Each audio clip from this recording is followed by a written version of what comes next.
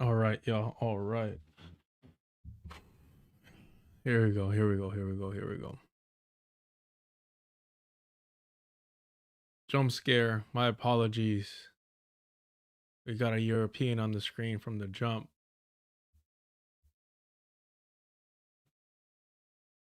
I was excited to stream again, and the hope was that the new setup would be complete. Um, Change is always good. Change is always good. Um,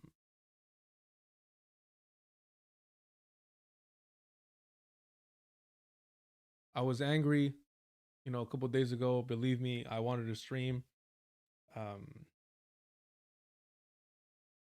for Maduro's kidnapping. That was difficult not to stream for that, but I just had too much going on personally, and just a lot of adjustments right now going on. A lot of adjustments, a lot of growing pains, and I don't care. Just hit him with it. Is what GSP coach told is it Wickle John? I forget his name when he said, I think I pulled my growing in between rounds against I want to say Thiago Alves, and his cornerman told him, I don't care about that, George. Hit him with it. So growing pains. It's all good. It's all good. Always forever fortunate. But I was bummed out I couldn't stream because my ego really wanted that. I wanted to shout and express my frustration, but I'm grateful that I couldn't, because it forced me to, take a back seat. When you have a mic, it's so easy to just start running your mouth without concern, without giving a damn. And so it forced me to kind of low. How about that? How about that? 1 2 1 2 1 2. My bad. That's fine. I was. Oh shoot! What the heck just happened? That's funny. My apologies. Still working on the Grand Platinum video. Still working on the Grand Platinum video. All right, it's fine. It's fine. It's fine. Let's get to it. Look, I'm glad I didn't have the mic. I'm glad I had to take a step back and listen to intelligent voices. Not this one. No intelligent voices on the screen right now. None whatsoever. And but we'll get to that. We'll get to that shortly. That's just a little teaser. Let's start with something petty, and then we'll get into the serious.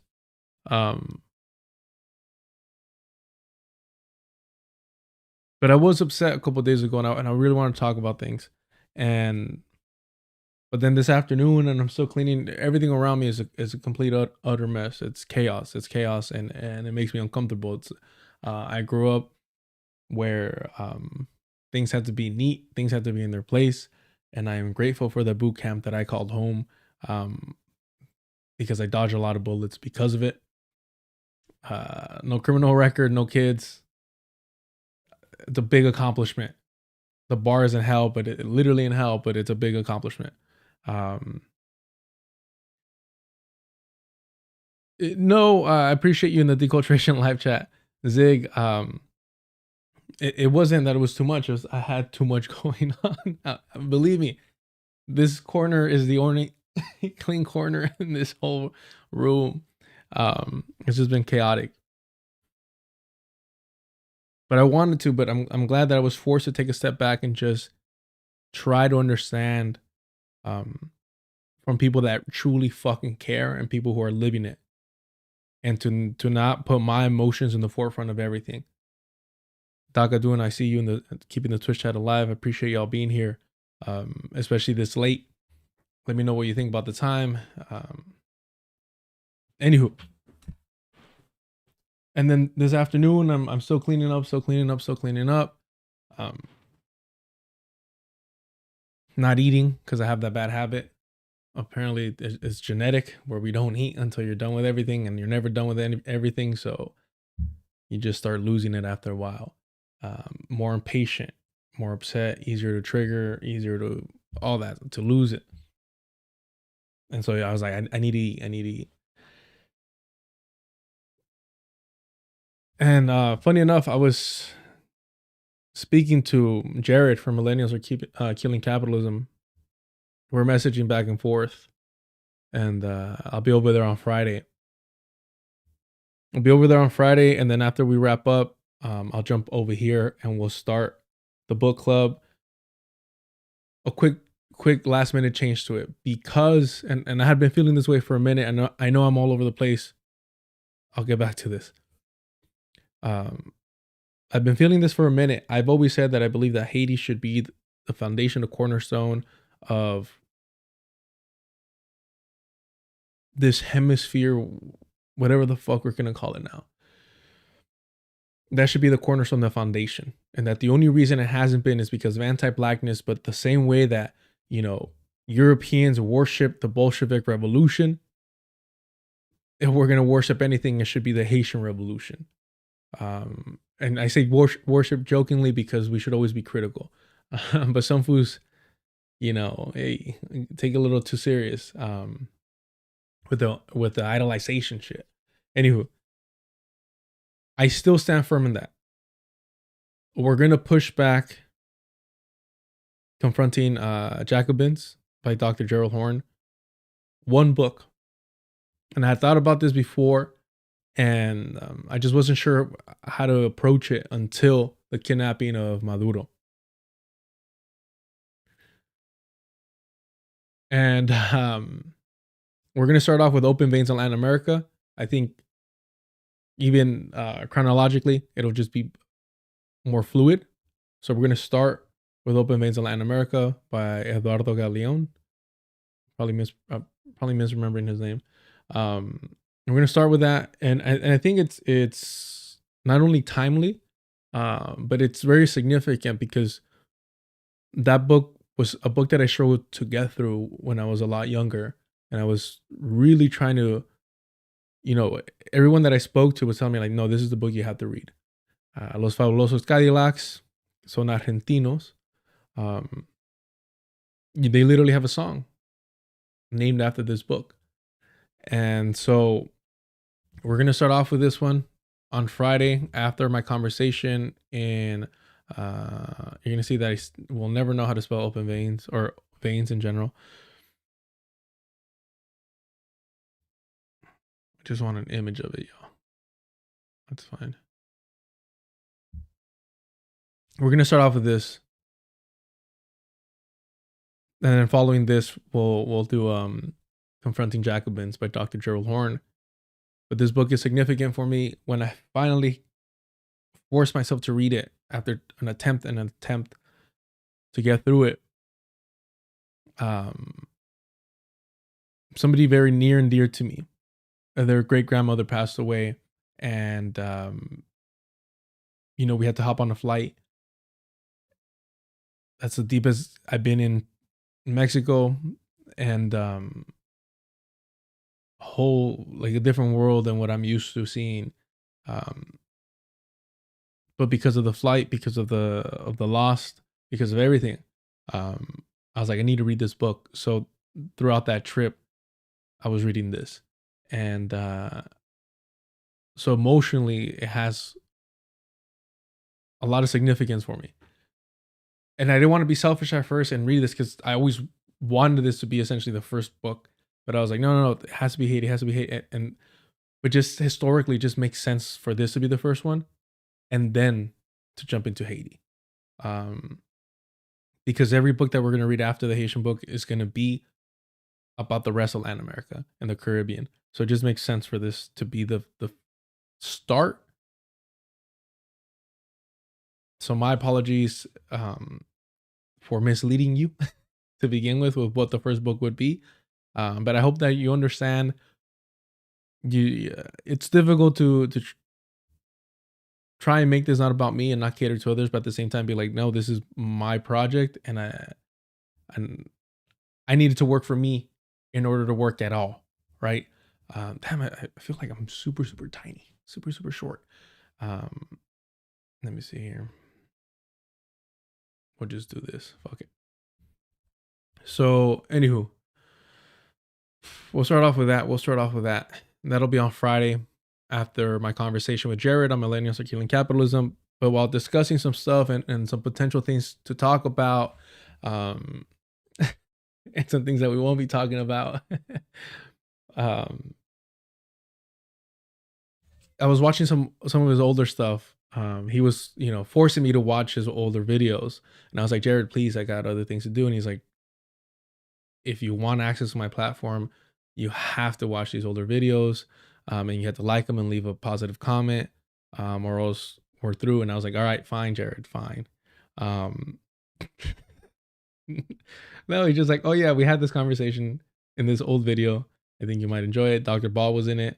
So that's how you know the video's old. But I was watching it, I was loving it. And so I asked him for another recommendation. I'm like, hey, I'm cleaning, I'm doing all this housework. And I just been watching video after video on Venezuela. Do you have any other recommendation? And in the middle of that conversation, I was wasting time on Twitter and I saw it. And as soon as I saw it, he tells me, he goes, hey, ICE just murdered somebody. And I was like, yeah, I just saw it. I don't know if it was the last stream on here or not. I think it's the last thumbnail that I had. Let's see here. Yeah, it was literally this. It was always going to get worse. It was always going to get worse, right?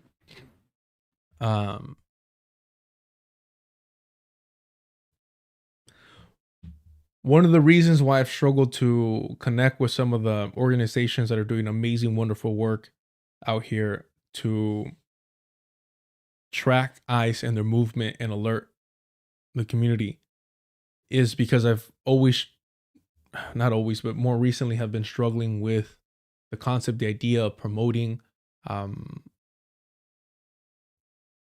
unarmed, peaceful organizing.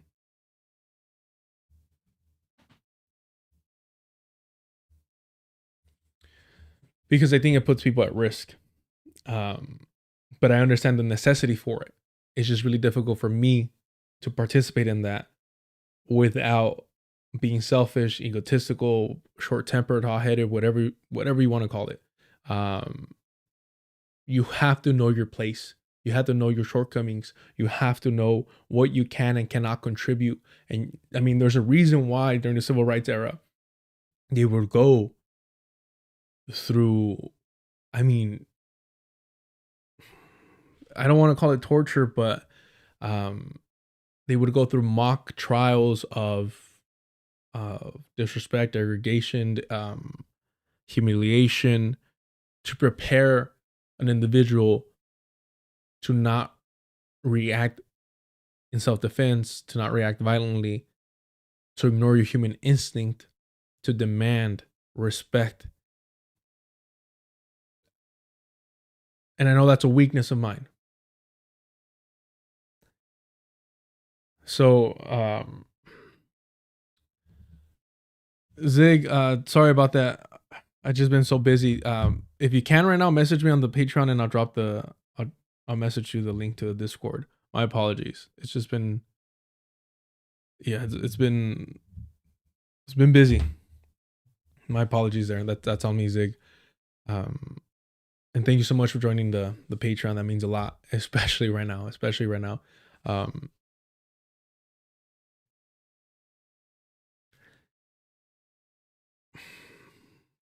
I don't want to say anything disrespectful because I do sincerely have a lot of love and appreciation for these organizations. And I never want to put things out into the world and say them specifically because I'm a horrible atheist. And sometimes I feel like I shouldn't have said that. I shouldn't have, hinted at that because then it happens. But it's not a unique foresight. It's understanding history and that this was unavoidable. This was unavoidable. This was bound to happen. This could not have been avoided if you're showing up against these white nationalists, because this is what ICE is. They're recruiting white nationalists, shamelessly recruiting white nationalists. And you're going to confront them peacefully. This was unavoidable. They were eventually going to take a shot. They had already taken a shot. I'm not putting the blame on anyone else other than these fucking pigs. And I'm not, like I said, I'm not connected to these or any organization. This is in Minneapolis. So I'm not passing judgment on them. I just hope that it was made abundantly clear. And this is why I do admire them so much. And this is why I do have so much respect for them. That they quite literally were putting their lives on the line.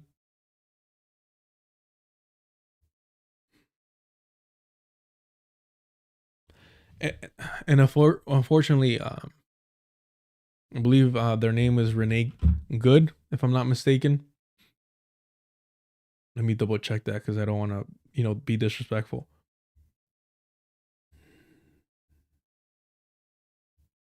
Yeah, Renee Good.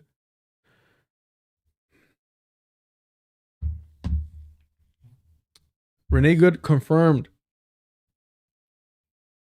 that these individuals are heroic. I don't want to minimize what they're doing whatsoever. In fact, I want to emphasize the risk of their actions, of the selfless actions. She is without a doubt a true hero. When we speak of undocumented people,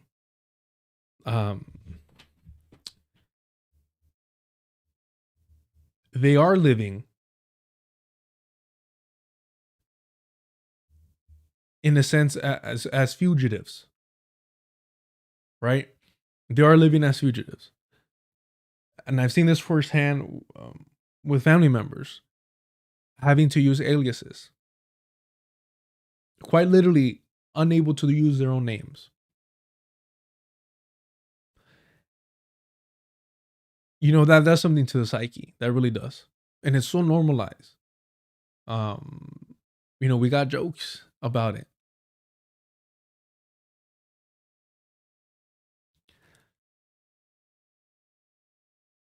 I'm trying not to get too emotional, soy chillón. It's just always guilt of not doing your part is always present. That's the ego. That's the selfish part. But to understand that this is never going to work. Not like this. It was never going to work. This was mediation at best. This was always mediation at best. And it just, I feel bad saying that because it comes off as if I'm claiming that Renee Good's life was taken in a pursuit of an effort that was in vain. I don't believe that to be true. I believe that she did the most and best that she could with the lack of militant organizing that we have. But because of that lack of militant organization, we have to understand that when people go out and engage in peaceful activism against the state, especially when you have these, and I hate emphasizing this because trained or untrained, they're going to take a shot. Trained or untrained, they're going to take a shot. That is for a fact. When we speak about police reform and more training and more cameras and more, we understand that it's all bullshit. They're going to take that shot. But even the pigs know that they have to filter out some of these animals, that they're a little too rabid for them. That's no longer the case. That's no longer the case. Now it's no, they want the rabid dogs in here, because now they're not concerned about controlling them and keeping them in check and making sure that they're operating within, the illusion of the rules and regulation and laws. They want the rabid dogs now. They want to unchain them in order to do this. And they know this. These animals understand this, that they're protected fully and completely. That there isn't going to be a sacrificial lamb like there was before. Every now and then, the state will say, "All right, lock this one up, early release or whatever. We'll make sure they're treated nice and they're comfortable." To diffuse situations, to let off a little steam.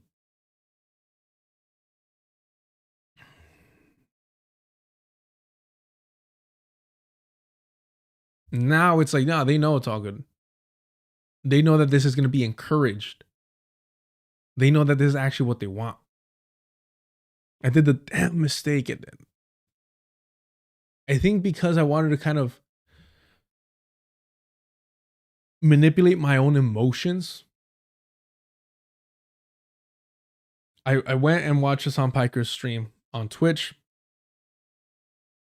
And I don't know if my hate for him will ever stop growing. I don't know. And it's weird because I'm like, I shouldn't care about this individual. He's a revolutionary insurgent. He is a counter. I can't even speak, bro. Like, it's just so frustrating that Renee Good is murdered on video. And this motherfucker finds a way to say, "See, guys, I told you I was right.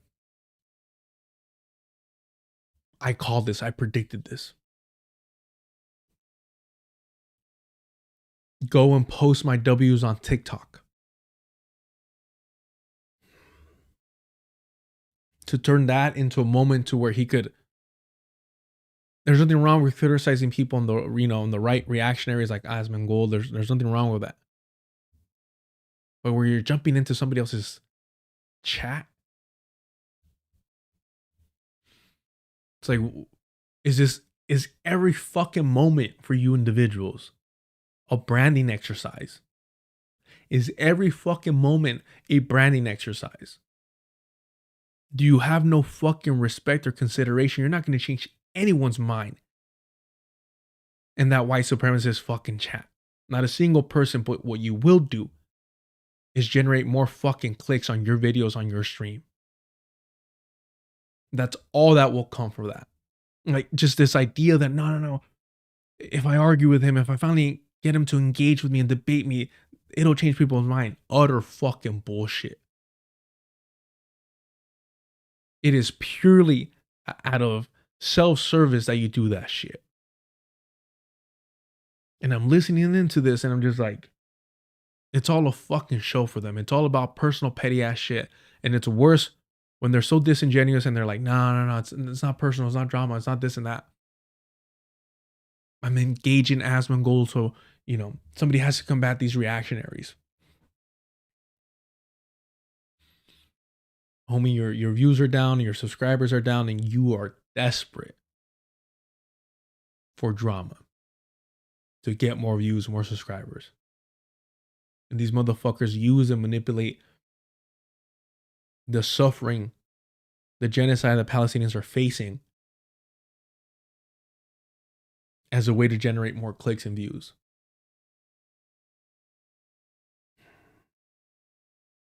Tell me how you just go out of your way to see this as murder. And you're like, oh, they're acting just like because you have to understand, the pigs didn't allow a doctor on the scene, so civilian in the moment, but a doctor to check on Renee Good. They didn't allow them. They're like, no, back away. We have our own, medics coming, this and that. I don't think it would have made a difference in saving her life. Um, but it just goes to show and highlight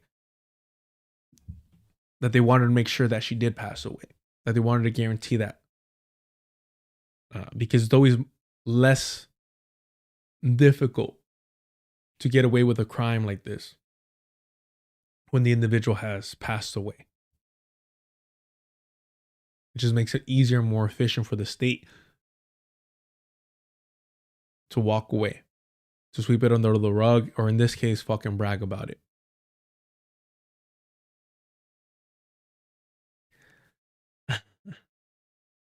I shouldn't even be talking about that. I shouldn't be. It's just so fucking frustrating. But this motherfucker goes out of his way to be like, they're acting just like Zionists in the West Bank. ICE is acting just like the IOF in the West Bank. No, motherfucker. This whole, and it's the same fucking notion of, oh, the Gestapo. ICE is the Gestapo. All you're doing is glorifying and sustaining and maintaining this American myth that somehow this settler colonial empire was better at some point or can be redeemed.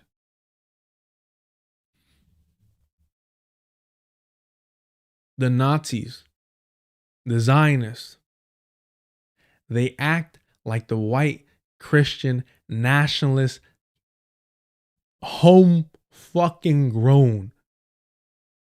They learn from them here and export that shit. They studied the settler colonial empire here and implemented in the lands that they occupied.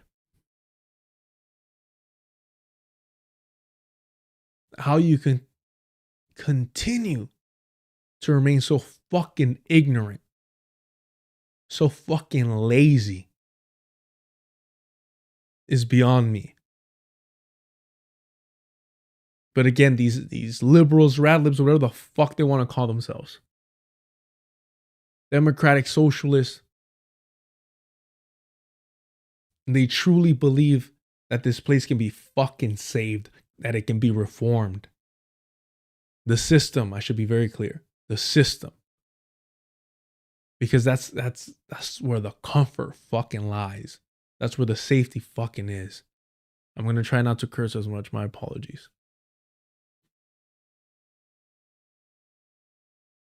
In hopes of maintaining a bit of that status quo that's allowed them to be comfortable, to profit off of other people's suffering, to benefit from a struggle they've never been a part of. And it's all for fucking show. If you have any doubt that it's all fucking for show, look how the white left has embraced, Wonder Bread Tube has embraced iDubbbz. Look how Hassan Piker normalizes liberal Zionism. And nothing really highlighted this more than the fact that Tim Walz, who was going to be vice president, who all these fuckers cheered for when Kamala decided to pick him. Oh my gosh, Kamala picked Tim Walz. Oh, there is hope after all. Trump was literally on the record congratulating, praising Tim Walz for deploying the National Guard.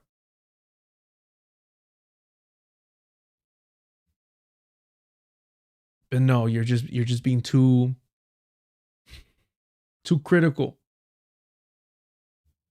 It's the lesser of two evils. What does Tim Walz do now? Calls in the National Guard. Oh, but don't worry. The National Guard, these are your neighbors. These are your friends. These are your kids' coaches. The National Guard is different. It's not like the scary federal Dogs. No. These are our own local dogs. It'll all be fine. It'll all be fine. Let's listen to this shit. Let's listen to this.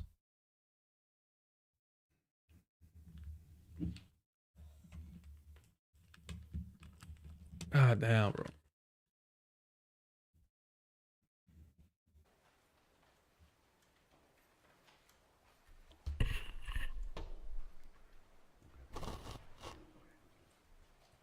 Today I'm joined by Department of Public Safety Commissioner Bob Jacobson, Colonel Schaefer of the Minnesota National Guard.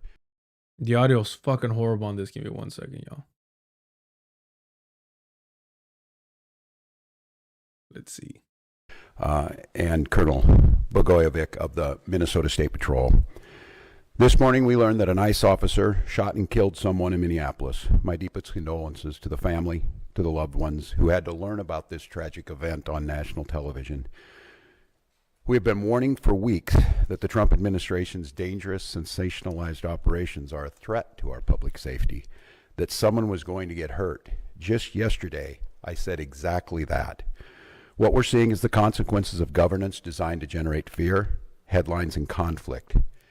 It's governing by reality TV, and today that recklessness cost someone their life. I've reached out to Secretary of...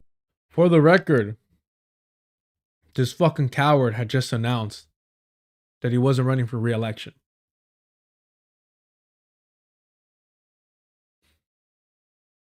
And they wanted us to believe that somehow this spineless fucking hack, this fucking coward, was somebody who we should have been voting for. We should have supported and backed as vice president. As if Harris didn't pick him because she knew that he was going to be her own personal J.D. Vance. That he was just going to go to get along. Homeland Security, Kristi Noem, and I'm waiting to hear back. Let me be clear. Donald Trump and his administration may not care much about Minnesota. That's been pretty evident. But we love this state. We won't let them tear us apart. We'll not turn against each other. To Minnesotans, I say this: I feel your anger. I'm angry. They want a show. We can't give it to them. We cannot. They want a show. We can't give it to them. Oh, we got to take the fucking high road. I mean, the cowardness, the other, just, they want a show? No, homie, they're putting on a fucking show. And you've allowed it to happen.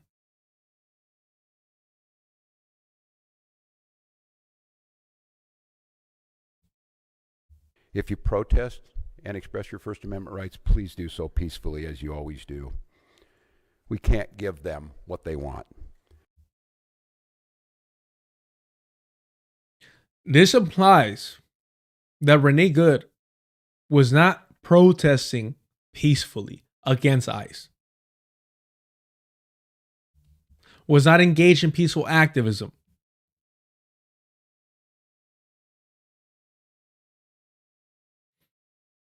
Tim Walz, all these fucking liberals, all these rad libs, they fundamentally believe that she got what she deserved by being in the way. If you have any goddamn questions about that, look at how they tell their police officers to either aid and abet ICE or to stay out of their fucking way. They expect the same from the rest of us. To keep our fucking head downs. To keep our voices low. And our hands in our fucking pockets. And if you're going to express, your voice, your frustration, it better be either in a route that the pigs have approved or in the section that the pigs have approved.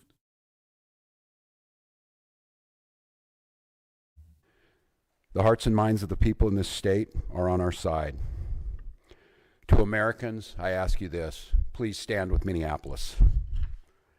To Minnesotans, know that our administration is going to stop at nothing to seek accountability and justice.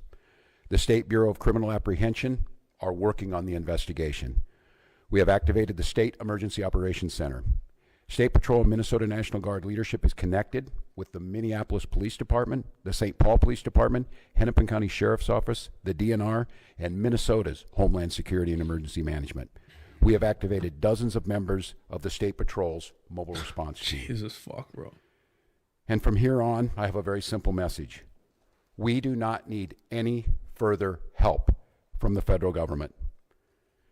To Donald Trump and Kristi Noem, you've done enough. There's nothing more important than Minnesotan safety. I've issued a warning order to prepare the Minnesota National Guard. We have soldiers in training and prepared to be deployed if necessary. If necessary. ICE is murdering your fucking civilians. Your constituents. Out in the streets. Somehow it wasn't necessary. It's not necessary for that. And if you ungrateful motherfuckers get too fucking rowdy, he's gonna sick them on you. That's what if necessary means. If you think that you can hold the state accountable, that's when it becomes necessary to deploy the National Guard. This is who Hassan Piker, this is who Emma Vigeland, this is who Sam Cedar, this is who Kyle KKK Kalinske, Crystal Ball, all the fucking regular Radlibs, the Vanguard, the Humanist Report. I'm assuming everybody loved this motherfucker because they were all about him. This was their sporty Bernie Sanders. It's the way that they were fucking advertising him, knowing goddamn well that he deployed the National Guard against BLM protesters. Their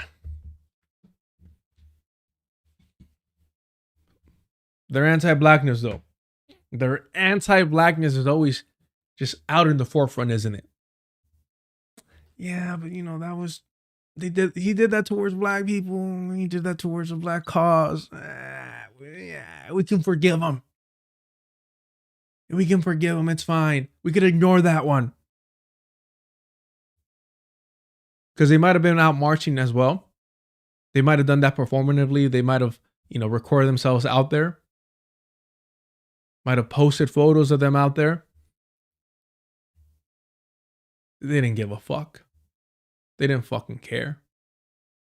Because if they did, they wouldn't have been advocating for somebody who sicked the National Guard on the protesters. And now he's saying if it's necessary.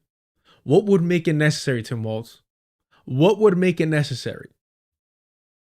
Because ICE murdering Renee Good, not necessary for you. Insufficient. So what would make it necessary? What would need to happen for it to make it necessary? Take a wild guess who he's going to be directing them at. And here's the thing. The system is set up in place so it doesn't matter who you vote for. The National Guard is always going to be directed towards the people. Not to serve the people, not to protect the people, but to confront the people when they forget their fucking place.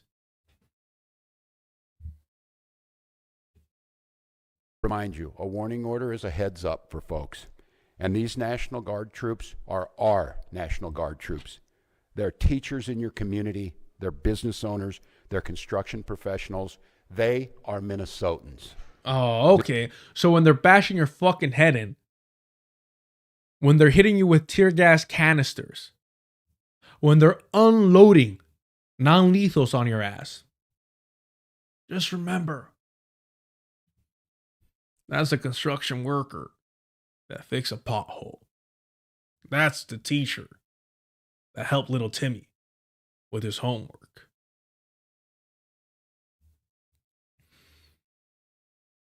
What he's really saying here is understand that we don't need the federal government to come and keep you in line. We could do that with homegrown fucking talent, baby. We could get that shit done with your neighbor. Your neighbor will keep your ass in check if you stay out of line. That's what he's fucking saying. I don't understand how people don't hear this.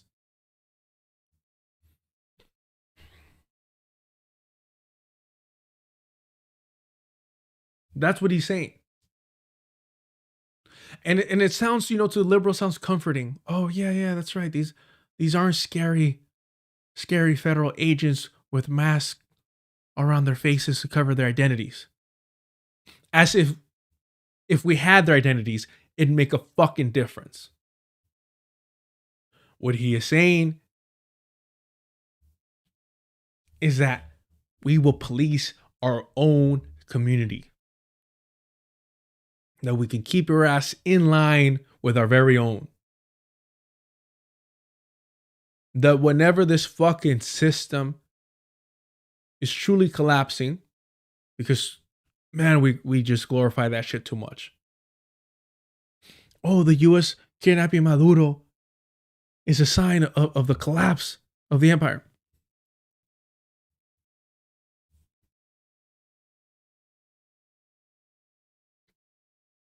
You think, I'm sorry. I'm sorry. Yes, change is always occurring. It's just so frustrating. It's like, it's wishful thinking. It's wishful thinking.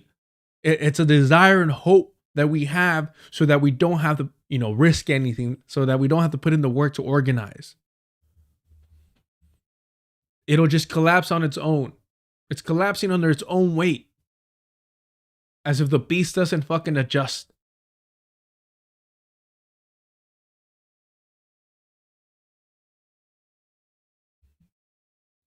Minnesota will not allow our community to be used as a prop in a national political fight. We will not take the bait. We will continue to update you, Minnesota, as we get more information. Now I'd like to turn it over to Commissioner Bob Jacobson of the Minnesota Department of Public Safety.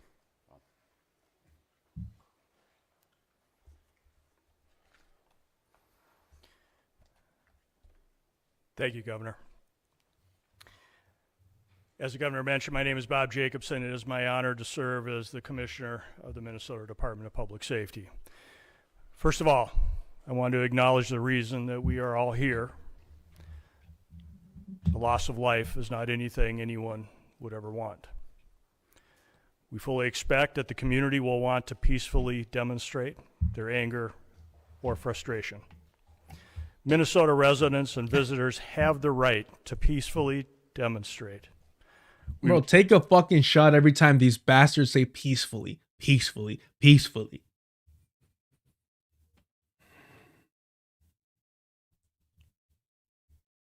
Recognize that demonstrations are often driven by strong emotions, beliefs, and certainly a desire to be heard. Our role is to help ensure everyone can express themselves without anyone getting hurt. The Minnesota Department of Public... These motherfuckers think that there's going to be like interpretive dancing going on. And fuck all those lame... I'm sorry. Try not to use the word lame anymore. All the people that were engaging in interpretive dancing? Fuck, man. You're a goddamn embarrassment.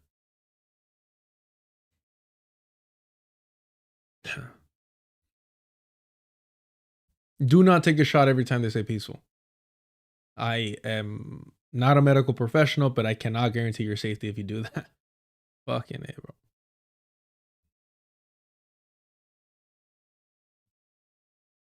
Public safety's role through the Minnesota State Patrol is to ensure safety, protect constitutional rights, keep roads accessible, and above all, to prevent harm. Our top priority is public safety. Our focus is keeping demonstrators, community members, drivers, and law enforcement safe, especially during moments of heightened tension or uncertainty. I love the honesty, though. I really do sincerely love that honesty. Look. We're here to keep the people that fucking correct your negative downer behavior. Yeah, we're here to make sure they are protected. Demonstrations must remain safe and lawful, particularly around roadways. Must. And by the way, he's putting the blame right now. In case you missed it, he's putting the blame on Renee Good. Safe and lawful, particularly in roadways. Meaning that what she did by obstructing the roadways was not safe, was not lawful, and thus resulted in an ice pig murdering her. You gotta read between the fucking lines. Demonstrations must remain safe and lawful, particularly around roadways. We will join with our partners. And look at this. Look at Tim Waltz. Nodding along. Look how hard he starts nodding along in that section. That is a direct fucking, a not so subtle fucking subliminal. Putting the blame on Renee Good. Particularly around roadways. We will join with our partners to support safety. You see that? You see that shit? Demonstrations must remain safe and lawful, particularly around roadways. We will join and he starts, yep. Because he fucking agrees. Both of these bastards believe that Renee Good got what she deserved. Make no mistake about that. Our partners to support safety while respecting the right to protest. With that in mind, I'd like to share a few safe and lawful ways to demonstrate. Again, safe and lawful. This is providing protection. This is creating a narrative. This is a propaganda machine at work. The state pushing the concept, the idea that Renee Good was not acting in a safe way. She was not being lawful.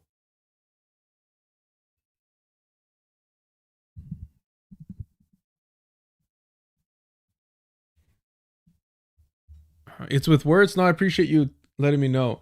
The audio for the video is only coming out from one speaker, but I believe mine is coming out from both, right?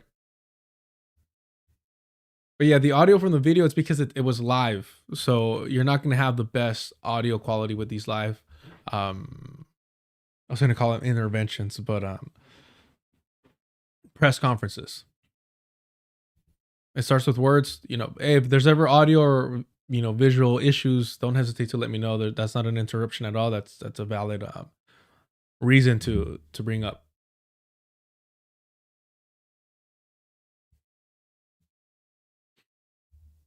Let me see here. But chat, let me know if my audio is good. All right, awesome. Appreciate y'all. Minnesotans can safely and legally express their views in many ways, including getting together peacefully with others in public spaces, marching or walking, not on roadways, making your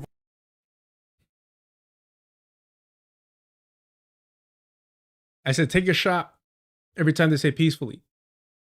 Any variation, peacefully. Apparently you gotta take a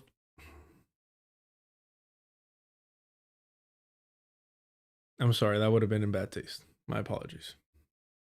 voice heard through chants, speeches, and displaying signs, being present in public areas where pedestrians are allowed, gathering in designated or permitted areas, And these actions will allow people to express themselves while protecting the safety of everyone involved. Unsafe or illegal actions could result in fines or arrests. Certain behaviors create serious hazards that threaten public safety, disrupt emergency services, or put people at risk. These actions could result in fines or arrest. Demonstrating on or entering a freeway on foot, walking on highways, throwing objects, starting or setting fires, damaging property or graffiti, using illegal fireworks. Oh, no, not illegal fireworks. The state just murdered a peaceful activist. And you're running down a list of the no-nos.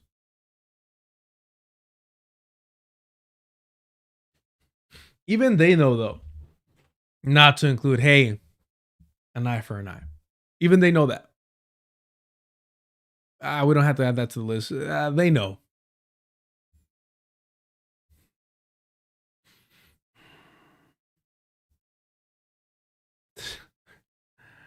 All right, we're good with that. We're good with that. I don't think Tim Walz speaks afterwards. Or he does close out. Perfect. All right, let's just hear the rest of it. Fuck it. Displaying or using illegal weapons, reckless or dangerous driving, especially near pedestrians, and certainly assaultive, aggressive, or riotous behavior toward anyone. We all want definitive answers to what happened today.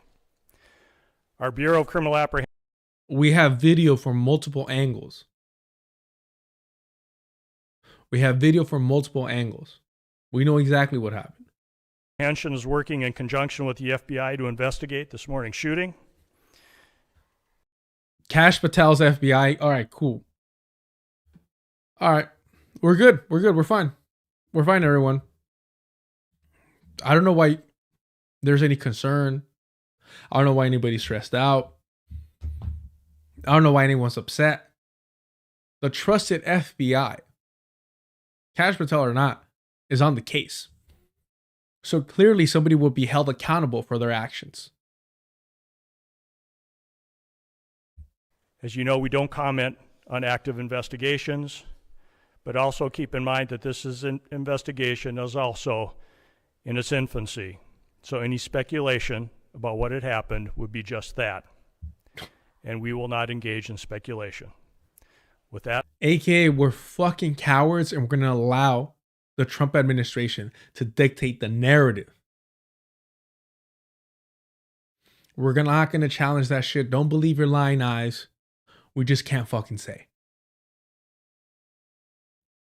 I will turn it back over to the governor. Thank you. Thank you, Commissioner. We'd be glad to take any questions. The National Guard at the ready. Would you Now Tony the right. Yeah, and I can let General Schaefer talk about this. It so happens it's a training weekend. We've got about 7,500 troops in training at our sites, training sites across the state. What it is, and in the National Guard, you give a warning order, which is a heads up of something could be coming. That just allows people to think about what they would need, what it would mean to mobilize, what it would mean to put them in. And I could let the General talk a little bit about this.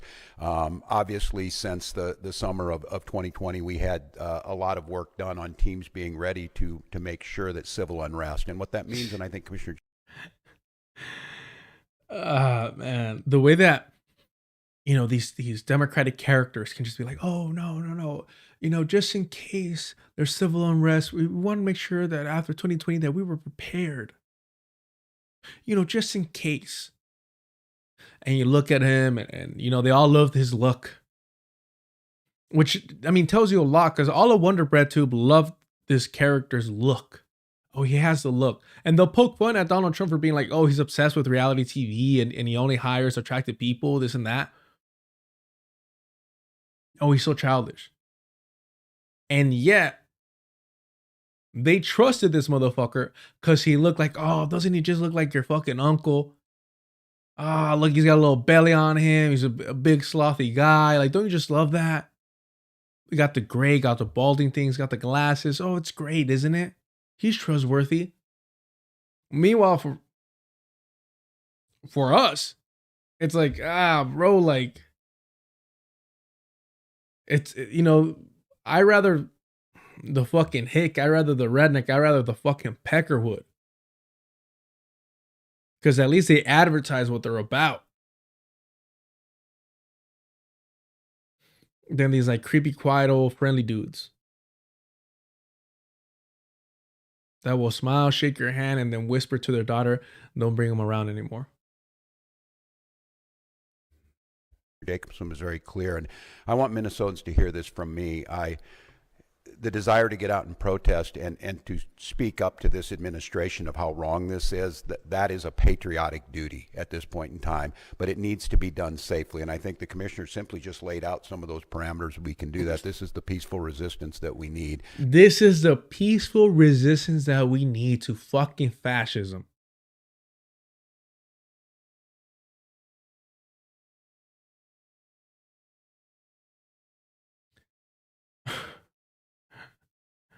But everybody loved that this was calling them weird. Oh my gosh, he's calling them weird. About time we have a politician that can make fun of these reactionaries.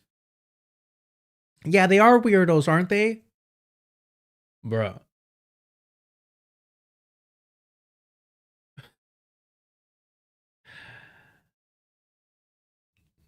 This should have been our VP, y'all. Everything would have been so much different if he was the VP, for sure. Kamala would have gotten congressional approval before kidnapping Maduro. Well, we'll get around to it, but please understand, if Hillary Clinton didn't demonstrate what is required of women to earn their place in the boys' club when it comes to being political leaders and having political power, they had to act more ruthlessly in order to demonstrate to the patriarchy that they're down with the boys, that they can party with the boys, that they can hang with the boys. So for all those people saying, oh no, Harris, she would have never done what Trump did. She would have respected international laws in the rule-based world. Utter fucking bullshit. She would have had to make a fucking scene. Trump was bragging about how efficient, effective, and smooth the operation went. That would have been seen as weak if Harris would have done it, if a woman would have done it. Too efficient. You got to be a little messy. You got to demonstrate that you can roll up your fucking sleeves. And this bastard as VP would have been smiling and co-signing everything. Simon, you want to say a few things about what that means to have them on the ready? Yes, sir. Thank you, Governor. So for the military, Minnesota National Guard is comprised of 13,000 soldiers and airmen. We live all across and work throughout Minnesota. A warning order is just an initial step to increase your preparations. The Minnesota Guard is always prepared to respond and support state agencies and the citizens of Minnesota. So what? To respond to what? Because this wasn't a natural disaster. So what are you responding to? What would you be responding to? Because you're not responding to ICE murdering Minnesotans. So what would you be responding to? What would you be reacting to? What are you preparing for? Unrest. An uprising. The consequences of the state's actions. Non-peaceful resistance. Because we've seen what happens when you resist peacefully. We've seen what happens when you resist peacefully. You are shot down in the street and there is no accountability. What that means for us today is just some additional checks on equipment that is ready at all times, and maybe some additional phone calls to service members who might be activated, but no activations. We are embedded with our state agencies here at the Operations Center to just continue parallel planning in the event that we are needed to support. Thanks, General. And I would make note, Mary, and to Minnesotans on this about the National Guard, they're there to protect you and protect your constitutional rights.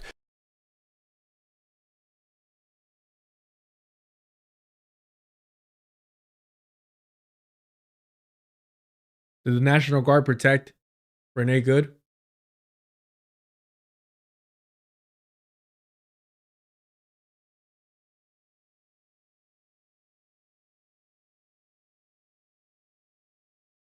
These are our neighbors. They don't wear masks. They don't bust in from somewhere else. They're Fucking not here shit. to cause havoc. What did I tell you? When a Democrat is put in power, that's the first thing that they're going to fucking do when it comes to ICE. It's not going to be abolish ICE. Alejandra Ocasio-Cortez took care of that one. Never be part of the discussion again. And she got me. I can admit when I get got, she got me. I was a mark.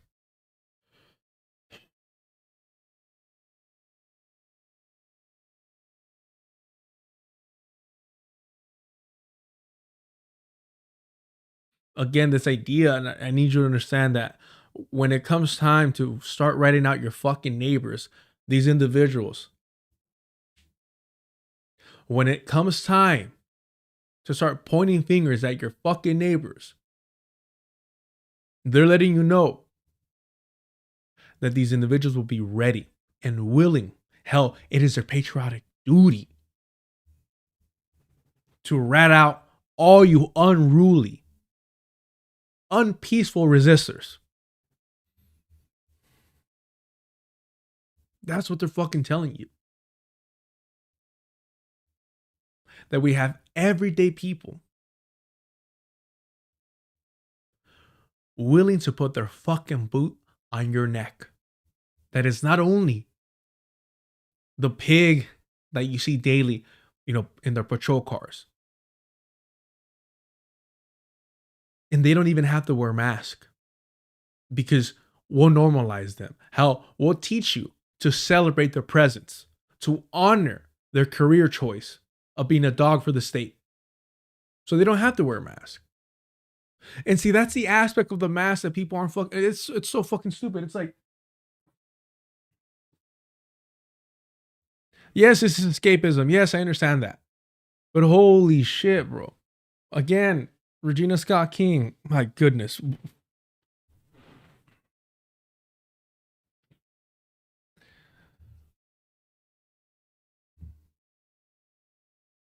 The mask is meant to intimidate you for sure. But somebody wearing a mask, you're distrustful of them. It works both ways, right? Yes, it brings fear and uncertainty to you, and you're uncomfortable. It's unsettling. Because as a species, we desire to see your fucking face, to fucking register that you are a fucking human being. These are not fucking human beings. These are not part of our species. They have chosen to put themselves above the rest of us. They do not want to be considered in our category. They don't view us as part of humanity, right? The whole thin blue line, the whole Blue Lives Matter, is because they don't even see themselves part of all lives matter, right? They're like, nope, blue lives are separate, regardless of the color of their skin. And you have the compradors, you have the fucking salados, you have the vendidos that refuse to understand this. They're forced to create their own fucking unions. So much for everyone being blue, and they still don't fucking see it. You're forced to create your own fucking unions because the whites don't view you as equals, even among oppressors. You're all there to oppress people, but they view you distinct. You're not the right kind of blue, baby. You're not the right kind of blue.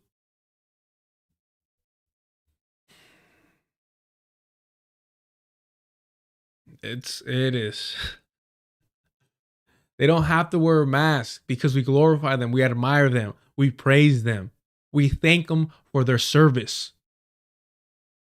We thank them for their service. They don't have to wear a mask. And that's what makes it fucking worse, is that we normalize their glorification.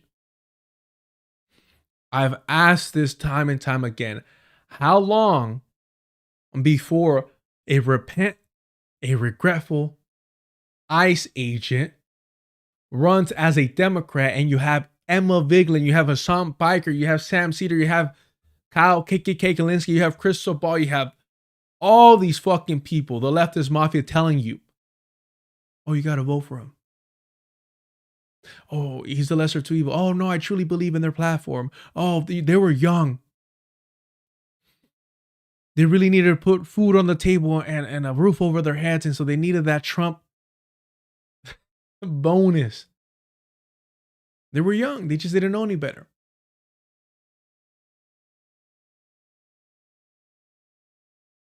When they remove the mask, and they will, that reform will come. They will make you fucking fight and claw for that fucking crumb. Then the glorification process will begin. Once they remove the mask, the glorification process will begin. And that's what they're fucking bragging about. That's what they want you to focus on and fight for.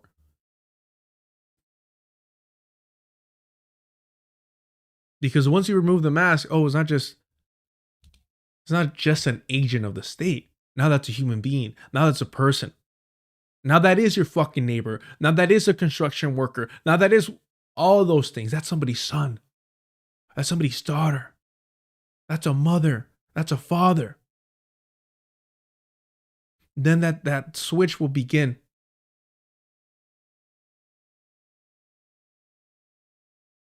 The mask should make it easier for us. In a lot of ways, it is. They dehumanize us at every step of the fucking way. And for whatever reason, we continue to view them as human beings. We need to stop doing that. We need to view them for what they are. Our fucking oppressors. Our executioners.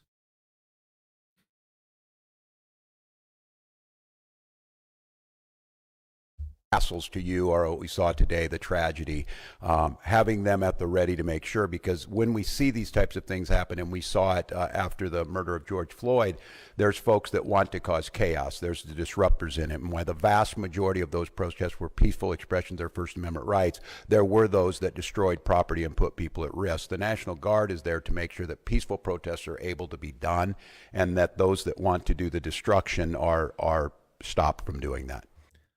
They spell this shit out for you. They spell this shit out for you.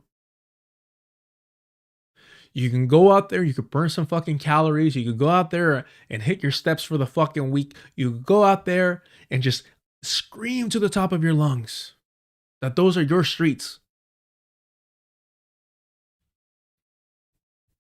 But when that permit expires, you better get your fucking ass home. When the street lights come on, you better be walking home.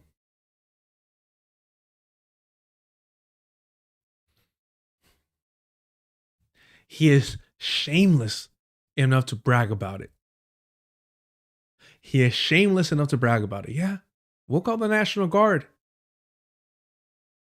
If there's any consequences for the state murdering people in cold blood, in broad fucking daylight,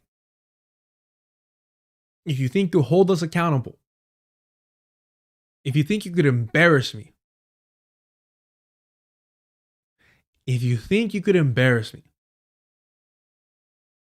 that's really what it is. I'm going to put you down. I'm going to teach you a fucking lesson. I'm going to remind you who is organized and who has a monopoly on violence.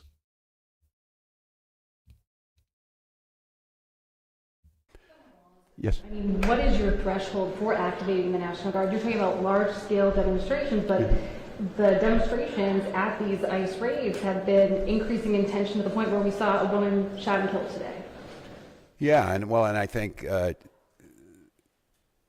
apparently by a federal agent, not by Minnesotans who were there to express their First Amendment rights. I think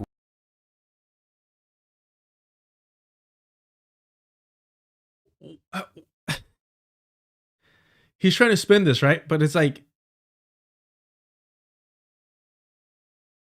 did y'all hear that? Because how is that a fucking answer? I understand that he's trying to spin it. I understand the desperation.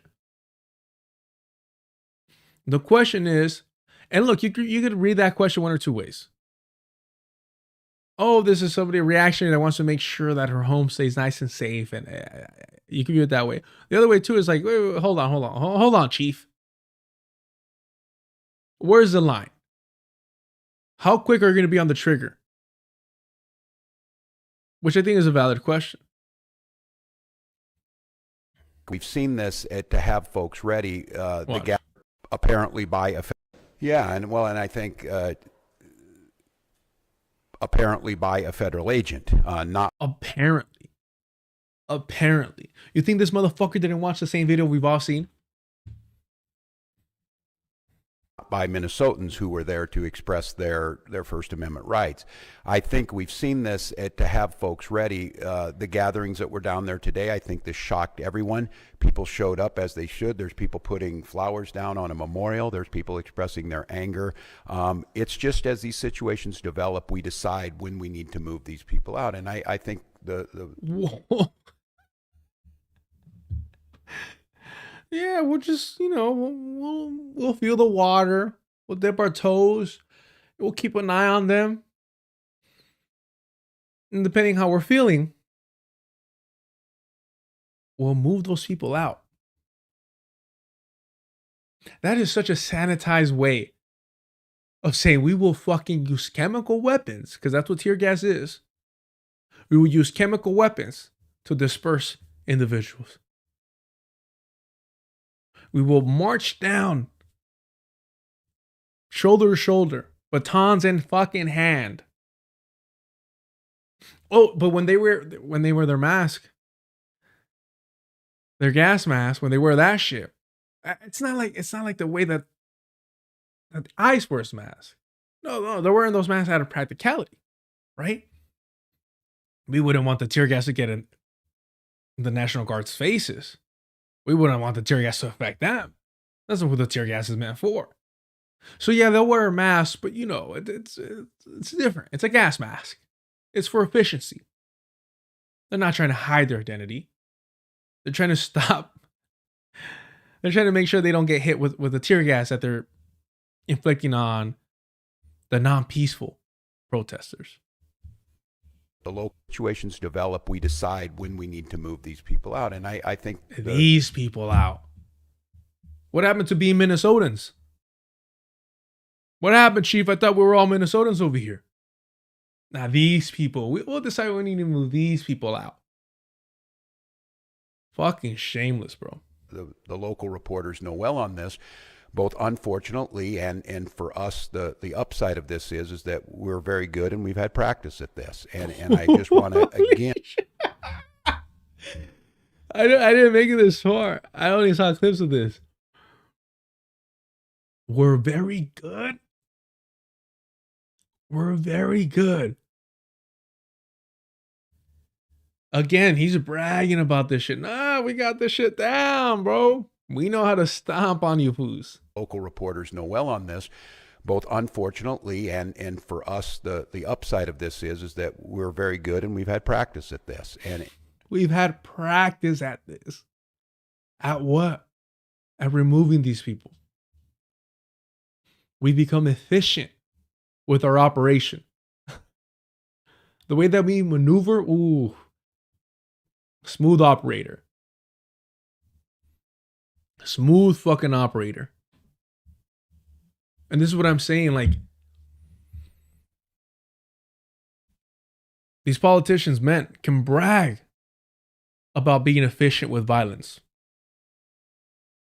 They can brag about being efficient with violence.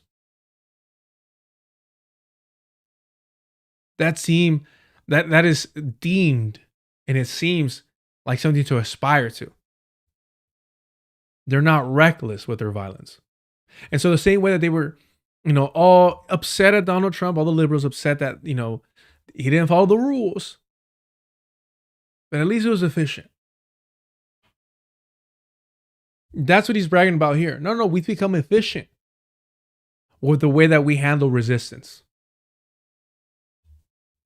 How do you become efficient? Through practice, through trials, through adjusting and correcting errors. And who do you think those mistakes were being committed on? And what we view as mistakes is very different from what they view as mistakes. It's not a mistake to fucking hit somebody with a tear gas can. It's a mistake if you hit them in the face, then it doesn't look good for the cameras. Aim for body mass.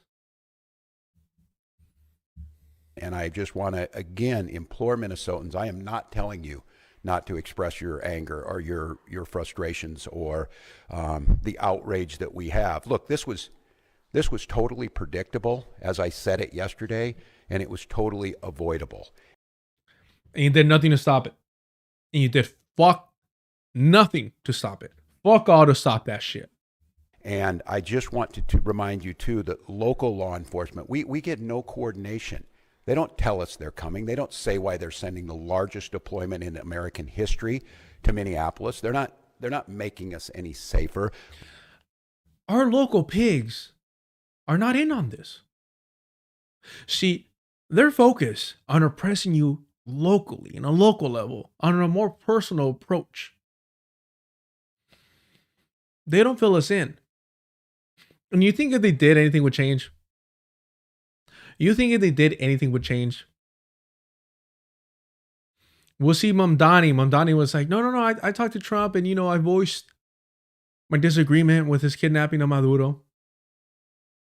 Yes, and? Oh, no, we made sure that the roads were clear for him. I told him, hey, Donnie. Hey, Donnie. It's the Z-Man. I don't quite like this. No, well, I don't like it, but yeah, everything's going to be okay. It's going to be a smooth ride. All these fucking spineless hacks. We've been telling you, we disagree with this. This is bound to happen. You should have coordinated with us. The same shit fucking Congress is saying about Donald Trump. Same fucking shit.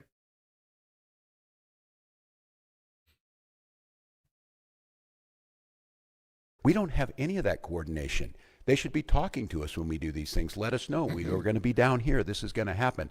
We don't have that. So when you see local law enforcement or state patrol, or if it would take the National Guard, we're there responding to the chaos they've created too. But our role is to make sure that we're protecting Minnesotans so that something like this doesn't happen. Protecting Minnesotans from themselves. We have to tear gas you motherfuckers because we're here to protect you from yourselves. It's a curfew. It's bedtime. If you don't go to sleep, if you don't go home, you're going to be cranky tomorrow. Hell, you might not show up to work, and we can't have that. So we're doing this for your own good. Should be a state presence moving forward at these sites? I have not. The question was, have I spoken to the individual's family? No, we do not have a definitive ID on this individual. And I look, I'm going to note to all of you, I think it's really important, and the professionals do this, and they train me to do this. This is an open investigation. You need. He doesn't give a fuck. He does not give a fuck. If he cared, he would have been on the ground there. To be very careful about it. I know that many of you, myself included, have seen a very difficult video to watch, one where there's a family member watched their family member be shot and killed in front of them. It's beyond me that apparently from the federal government, from the Homeland Security Director herself, has already determined who this person was, what their motive was, and they hadn't even been taken out of the vehicle. We're not living in a normal world. And so, no, I have not. And I want to be very careful because I know how painful this is. I know how painful it is right now. I'm saying person and all that. This is a human being. This very well is an individual's child, a parent, and we don't know that yet. So, no, I have not. But once we do, we will. So, yes.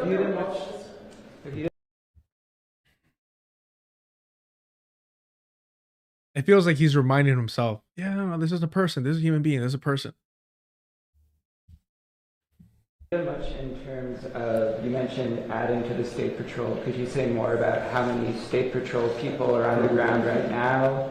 And then also, okay, I'll just ask her. So the government. Oh, thank God they hired a white woman. Okay. We're in safe hands. She too has been oppressed. She too has been oppressed. And you know, she knows what it's like. She knows what it's like. You know, patriarchy.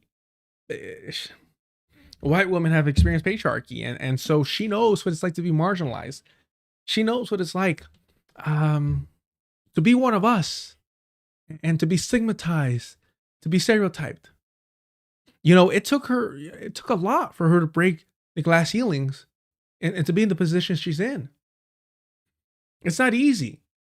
It's not easy for a female dog of the state to be recognized for their achievement, for their contribution to oppressing the working class. We're in good hands. I feel safer already. Honestly, personally, they should have brought her out first, and I would have realized, like, oh, okay, it's fine. The governor was mentioning mobilizing more of the State Patrol. How many State Patrol people are on the ground in Minneapolis right now? And should there have been more State Patrol people on the ground a couple of weeks ago when ICE came? So the question was, how many State Patrol troopers have been deployed to the city of Minneapolis? Right now, we don't talk typical numbers because that is considered security information. They don't wear masks, but we can't tell you how many we got out here. We do have a specialized team that does deal with crowd control, and so they have been deployed. But again, they are from all over the state of Minnesota, so they will come in tiers to the state. And they had already been on the ground to some extent before today? No, it was in response to this event. So they're already bringing motherfuckers in. They're already bringing motherfuckers in. Intention of deploying National Guard. Is there any chance that the National Guard can be deployed against federal agents to protect Minnesotans? I'm sorry. What was The it? National Guard, Minnesota National Guard, ever be deployed against federal agents to protect Minnesotans, given the context of what happened earlier today? Well, I said this yesterday. We've never been at war with our federal government. I think in this case that the National Guard is their main mission. They have a dual mission. There's the federal mission when they're under Title 10 orders, and then they're under Title 32 orders. In this warning order, there's nothing officially been done yet. If I am to activate them as the Commander-in-Chief of the Minnesota National Guard, I will issue the executive order to the Minnesota National Guard, and then they will be put in state duty status. And as you've seen over the last few years, that could be flood prevention, that could be after a wind-blowing storm up in the north, up in Bemidji, or it could be COVID or George Floyd response. In this case, again, it doesn't necessarily change the mission. They're there to protect Minnesotans. Or George Floyd response.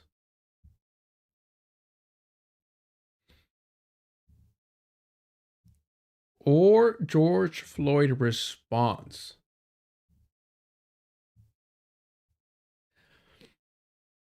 Please understand you're never reading too deep into these people.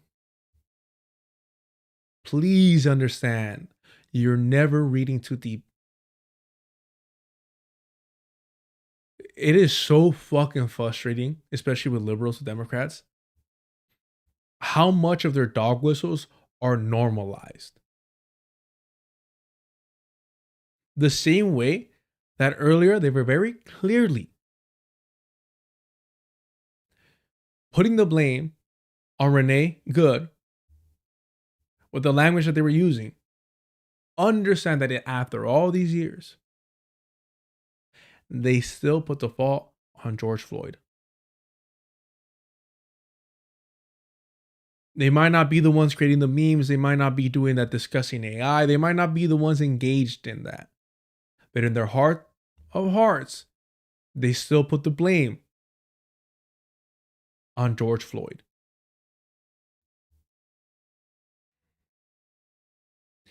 And if you give it, usually you don't have to, but with these smart enough liberals, the savvy ones, if you just give it enough time, if you get enough time, allow the tension to disperse a little bit, and something else happens,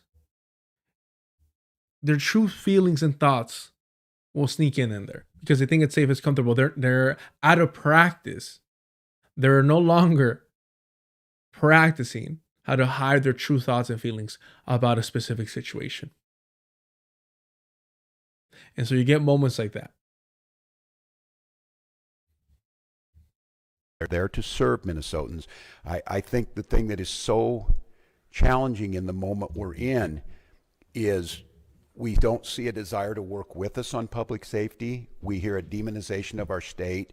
We see people coming in who don't know our community, and we see this massive display for the TVs that we're trying to understand how is this coordinated. And some of you watch the videos on there, total chaos. And look, I have very limited work in this is the training in the National Guard, but I've had a lot of training now to watch how our professionals operate.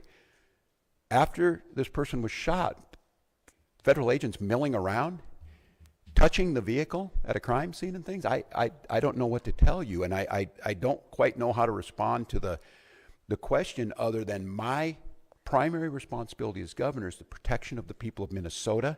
And you can be assured, whether it's the State Patrol or whether it's the National Guard, their deployment is there to protect Minnesotans from whatever it is. If it's an act of nature, if it's a global pandemic, or in this case, if it is a rogue federal agent. I don't know at this time. Oh, a rogue federal agent. There you go. Just a bad fucking apple. Just a bad fucking apple. That's the issue that we got here, folks. That's the real fucking problem. Just one bad, untrained apple. And once we get rid of that apple, then things surely will be better. He's just a rogue agent. He's gone rogue. Ethan Hunt has gone rogue. Jesus fucking Christ, bro. It's never the system. It's never the structure. It's never the society. It's never these institutions. It is just one individual who had one bad day, who made one mistake. It's just one bad apple.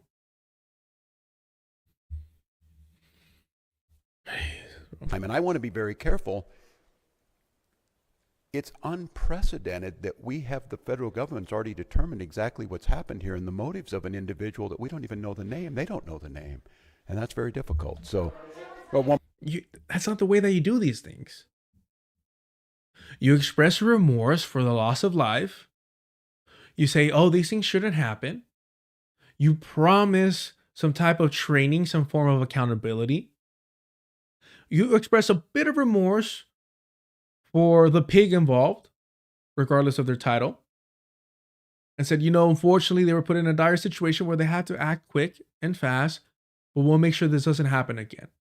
That is what a Democratic administration would have done. That is the correct way to handle this.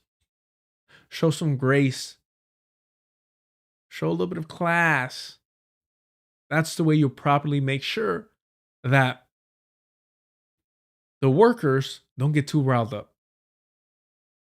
That's how you make them believe and maintain the illusion that the state gives a fuck about them and their lives. Sincerity. Once you have that faked, you have it made. We saw Obama take the sip. We saw the tear. We seen all that shit. We seen Biden march with being the picket line. We seen that shit. That's how the Democrats approach it. That is a distinction. One more, Dana. Dana. In response to the president's tweet, he says, quote, we need to stand by and protect our law enforcement officers from this radical left movement of violence and hate. Wondering what you make of that if you're worried for law enforcement. Look, and I understand the uniqueness of this moment in this week, following this week, seeing what's happening in the backdrop of a of a show hearing in DC. My job is to govern, and my job is to see what the facts are. This happened a couple of hours ago, and we're already pitting American against American. Oh, all of you saw a video in your eyes. We have a chaotic situation caused by the largest deployment in American history of federal agents into a community with no communication to locals. We had a chaotic situation where an individual is in their car, shot and killed. And so, look, I want to be very... Just please focus on the fact, how often has he emphasized the lack of communication? How often has he emphasized that? Because in his mind is we should be working together. We should be cooperating to be more efficient. And this is the frustration with, rad libs, is they want an efficient oppressor. That's what they advocate for. That's what they want. That's what they, argue for. That's what they work towards. That's what they advocate for. An efficient oppressor. Because there's comfort and safety in the mundane oppression. Efficiency for them is key. When you have these reactionaries like Donald Trump that are big, hectic, chaotic, like to be bombastic, it's inefficient. Stop viewing us as your enemies and realize that I'm going to play ball every single fucking time. What do you think if Tim Walz was in these meetings, would be advocating for? What do you think he would be saying? No, don't, please. Or would he be saying, oh, I think this is the best route to take. I think these people are the most efficient ones to target. I think this time of day is better. Oh, please understand that, that day falls on a specific day in Minnesota where we really, do this and do that. There's a festival going on there. Yada, bullshit. That's the only difference that you'd be seeing. Maybe not that community, not that day. It wouldn't do well with the local news. Cautious here because Donald Trump will make this about me. He will make this about politics. This is about public safety, and this is about normalcy. To Americans who are watching this, if you're in Portland or you're in LA or you're in Chicago or you're wherever they're coming next, stand with us. Stand with us against this. This was so preventable, so unnecessary, and I don't know. I hope maybe we're at the McCarthy moment. Do you have no decency? Do you have no decency? We have someone dead in their car. That's it. I'm gonna say it. We're all thinking it. Somebody just died. Let me put my pants up. I'll say it. Have you no decency, sir? Oh, shit. I'm not gonna lie, that felt pretty good to say. Oh boy. I've been saying it to myself before bed every day. I tell the old missus, put the music up. Put the record player, turn that thing up because I'm going to say it and I don't want anyone to hear it. Have you no?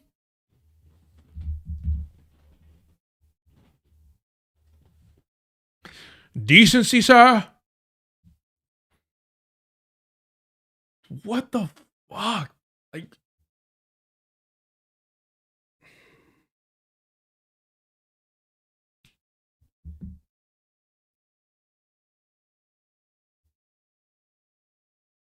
it's like I need to make a mockery out of this. Fuck.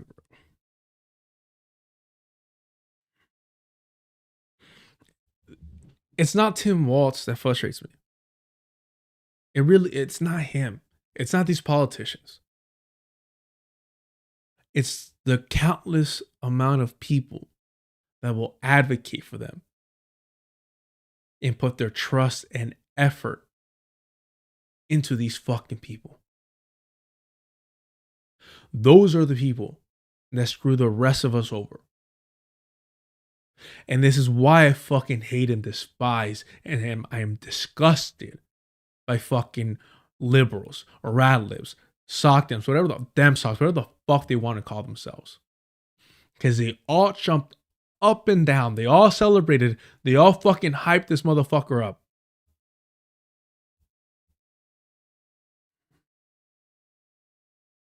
For what?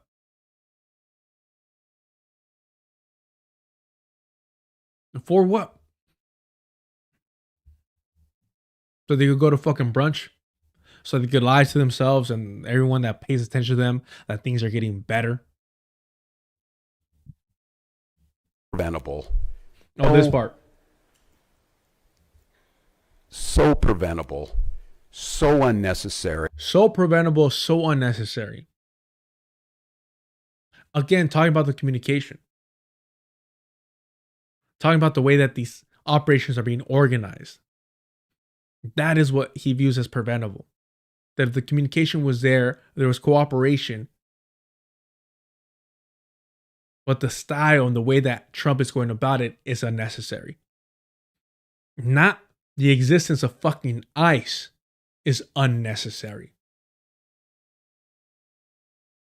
He does not believe that this would have been preventable if ICE was abolished. That's not what he's fucking saying. So he's not looking at the root cause. He's not looking at an actual solution.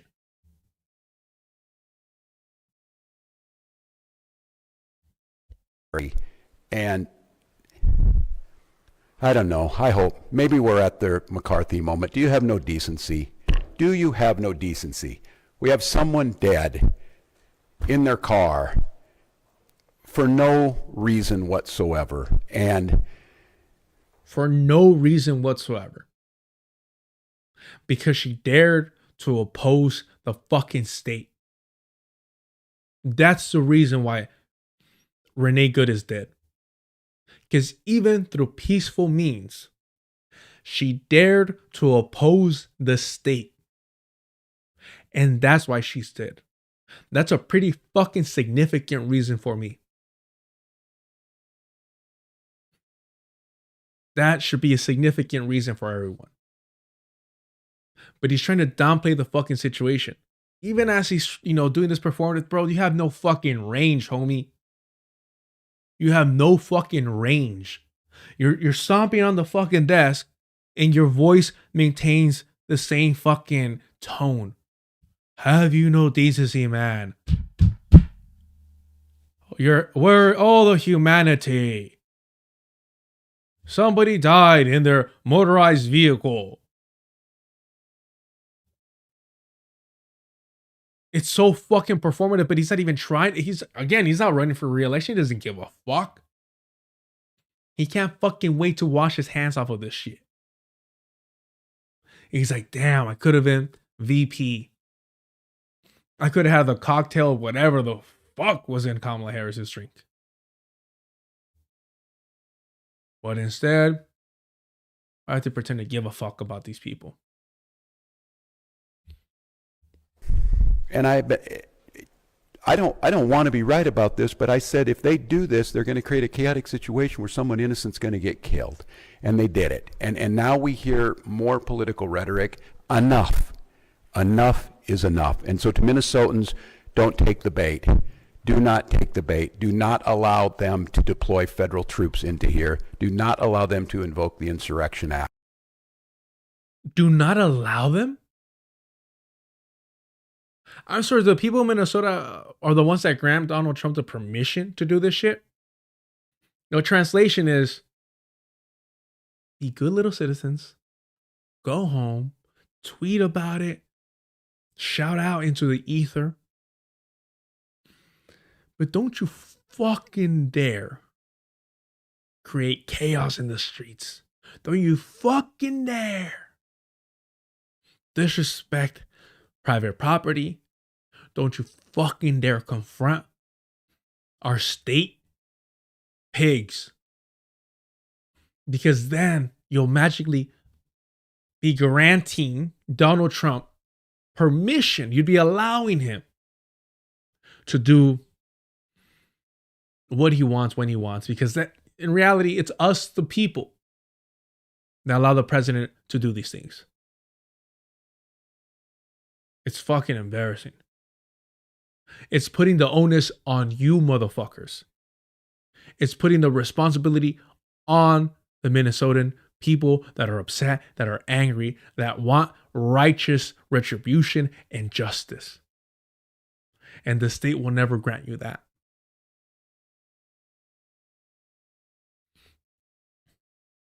The onus is on you now. Do not allow them to declare martial law. Do not allow them to lie about the security and the decency of this state. And let's let this investigation play itself out. Let's make sure we protect our neighbors. I encourage you to use your First Amendment rights and all of your constitutional rights, but do so in a peaceful manner. We'll gather back with you as soon as we gather more information that needs to be put out. But again, stay safe, Minnesotans, and we'll be back with you. What a fucking joke. What a fucking coward. Do me a favor, y'all. If you regret that Tim Walz is not your vice president, hit the like button. If you haven't already, subscribe. If you're sick and tired of all these white Wonder Bread tube, rad libs, misleading you, normalizing fucking bastards like this. Subscribe, hit the notification bell. I usually go live Wednesday, Thursdays, and Fridays in the morning. La mañanitas. Not today. Shit's been chaotic at home. It is what it is. We're adjusting. It's all good. I appreciate y'all being here. I sincerely do. The Patreon is up and running. I appreciate y'all. I appreciate y'all for all the support. Friday, I'm going to be speaking to Jared. I think it's gonna be a fun conversation. He's such a sweet dude. I feel bad. I feel like I'm corrupting him. I'm not gonna lie to you. I know he's older, but like, I'm like, you know, I don't know. But everything I've seen of him, he's always, you know, sweet. It's always like legit criticism, and I'm like, nah, homie, we're gonna talk some shit. So I'm gonna be on Millennials for Kidding Capitalism on Friday. After that, though, we're gonna end around at 11. After that, I'll jump on the Deculturation channel, and we're going to start the book club with Open Veins in Latin America. We'll read the section. I'll read the section for the day. Hopefully my voice isn't shot, but I'll read the section for the day. That I'm always going to keep, you know, open so that anybody can hear me stutter, mutter, and try and figure out how to say words. But afterwards, we're going to jump on the Discord that you get access to through the Patreon. Only $2 gets you access to the door. And that's where we're going to have that discussion. And, you know, I want to hear what y'all think about it. I've read Open Veins in Latin America. Like I mentioned, it's a very significant book to me. Not just the content, but when I read it, the emotional connection that I have to that book is profound to me. It truly, truly is. And I just can't disconnect it from so much turmoil, trauma, and in a form of escapism. But to escape into such a traumatizing book in such a traumatizing, you know, moment, it's weird. I wish I enjoyed reading fiction a bit more, because then it's more understandable how you build those type of connections and relationships with certain literature. When you're just reading nonfiction all the time, specifically about colonization or just the brutality of life, it's hard to say this is my favorite book, because then you start reading it and you're like, fuck, man, it's heavy. So I got you. So the Discord is where we'll have the open conversation. I really do want to hear from y'all, because that's how I gain greater insight. So hit the like button if you haven't already. All that good stuff. I appreciate you just being here sincerely. Yeah, for those of you that have been here since like the early days, look, I'll keep talking, even if it's just to no one. But it's encouraging to see, you know, this grow. Now, before we get into the more petty stuff, so here's my concern. I think we've all seen the video.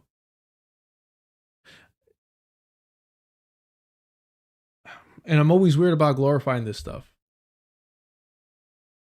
because I do think there is a psychological aspect of, creating fear. But also it's weird to talk about something and not see it, I guess. So I'll do this. Let's see. Ice prevents medic. I probably spelled prevents medic wrong. Oh, here we go. 2 months ago, what the fuck?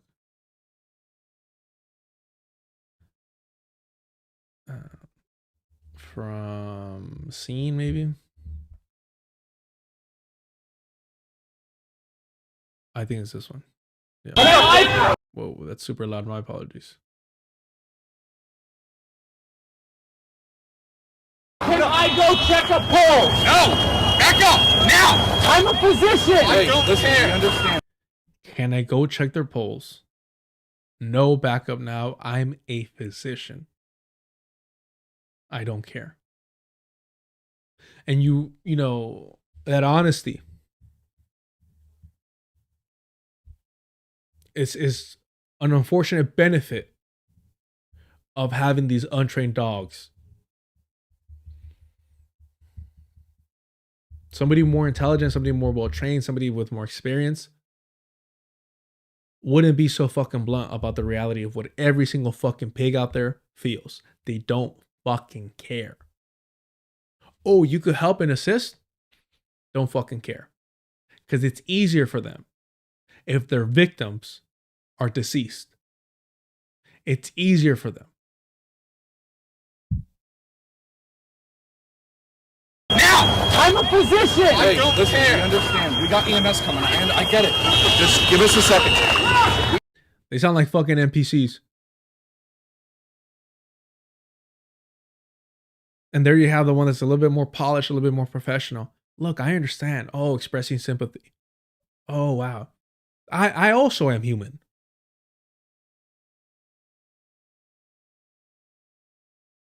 We have people on the way.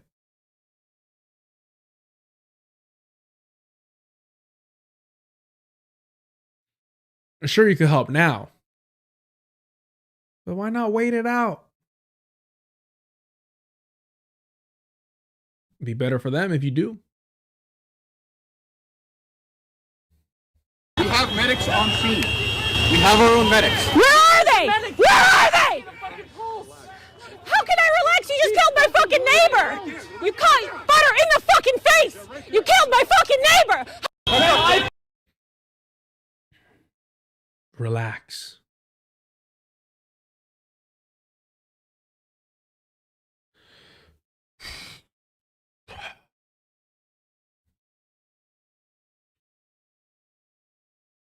I don't know.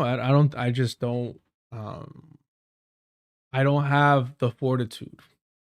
I don't have the self-control. I don't have maybe the maturity. I lack humility. I don't know what it is to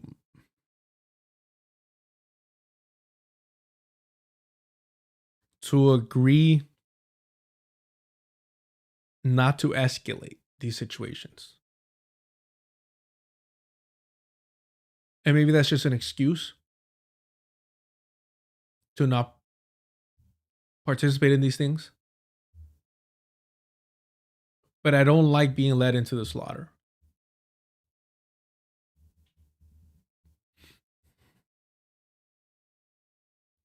And again, I got to be careful about how I speak about this stuff because I don't want to come off as disrespectful. And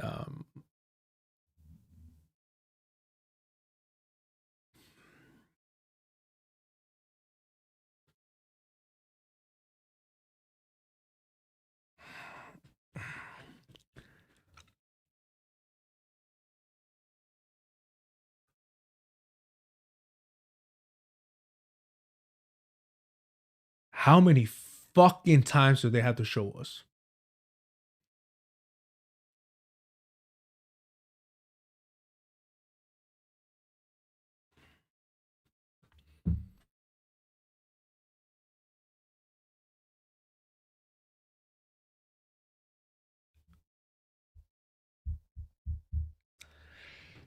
My respect and condolences to Renee Good, whose activism I truly and sincerely admire.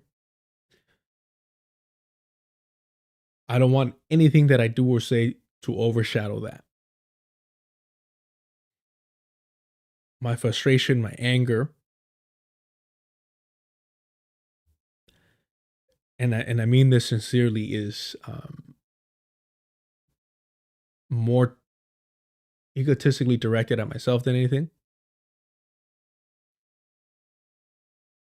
We are fucking animals, people. We are fucking animals, people. And we're dealing with the most ruthless animals. I don't know what to say. Other than this was unnecessary. And I don't mean that in the way that Tim Wolf means it. And I don't mean that in the way that a lot of people are going to be meaning it.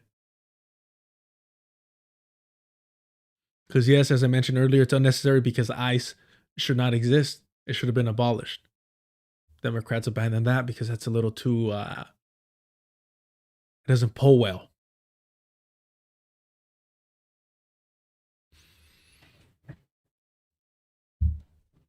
What I mean is that occupiers, oppressors, colonizers only understand one fucking language. They only speak one language.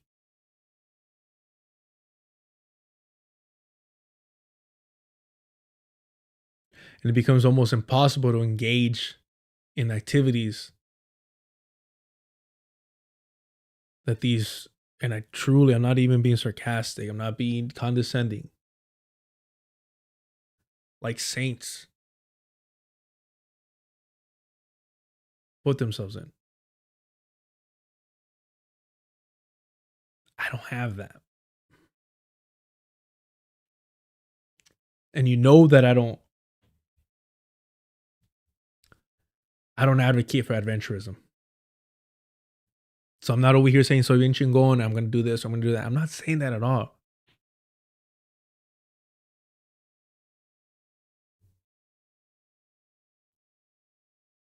I'm giving credit to the people that manage not to make these situations worse in the moment.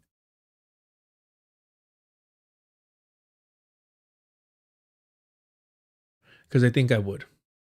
And I'm afraid of like talking to people who are outside of my race. Appreciate that. I don't know. I'm not trying to make this about myself, but hey, y'all are here listening to my opinions and my thoughts. And you know, I always try to end the show with quoting Glenn Ford and saying, "Organize with eyes wide open." And part of that, and the reason why I love that quote so much, is organize with eyes wide open. Meaning that when you're organizing, understand the organizations that you're being involved in. Be aware of their history, of how they deal with internal conflict. When you're organizing, be aware of what you're organizing against or for. All those things are valid. But I also believe that you should be open and aware to your character. And you should understand the individual that you are enough to know what you can organize for, who you can organize with, and what situations you could put yourself in that is not going to cause harm to the organizational goal. That is also part of your responsibility when you're agreeing to be part of a larger organization. Can you meet the standards set forth by this organization? And can you adhere to the methods that we're agreeing to engage with? And if you cannot do that, you will cause more damage to that organization. You will be causing harm to that organization, to their goals. And that is what I've struggled with in order to participate and put myself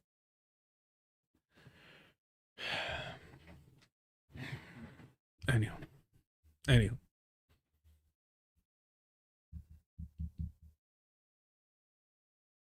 Let's read this.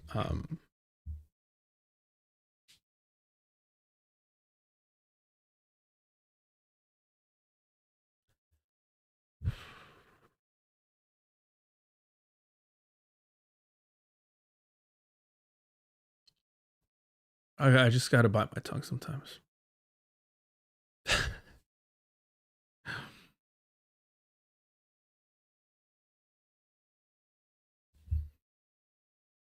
All right.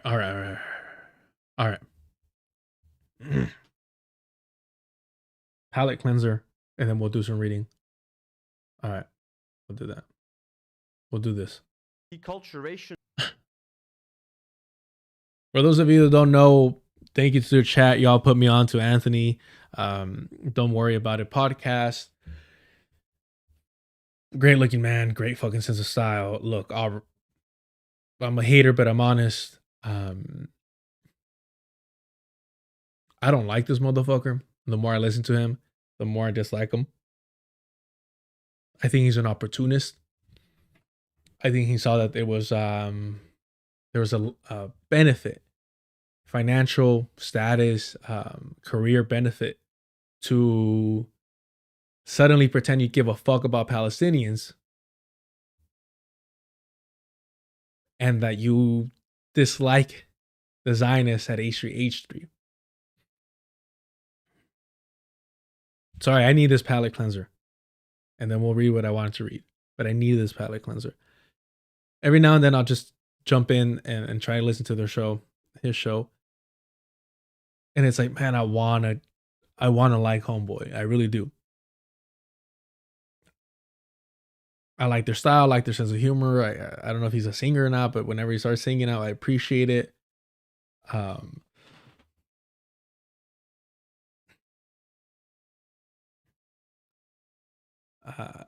Look, Hidden Iron, I see you in the Deculturation live chat. Thank you so much for keeping it alive over there.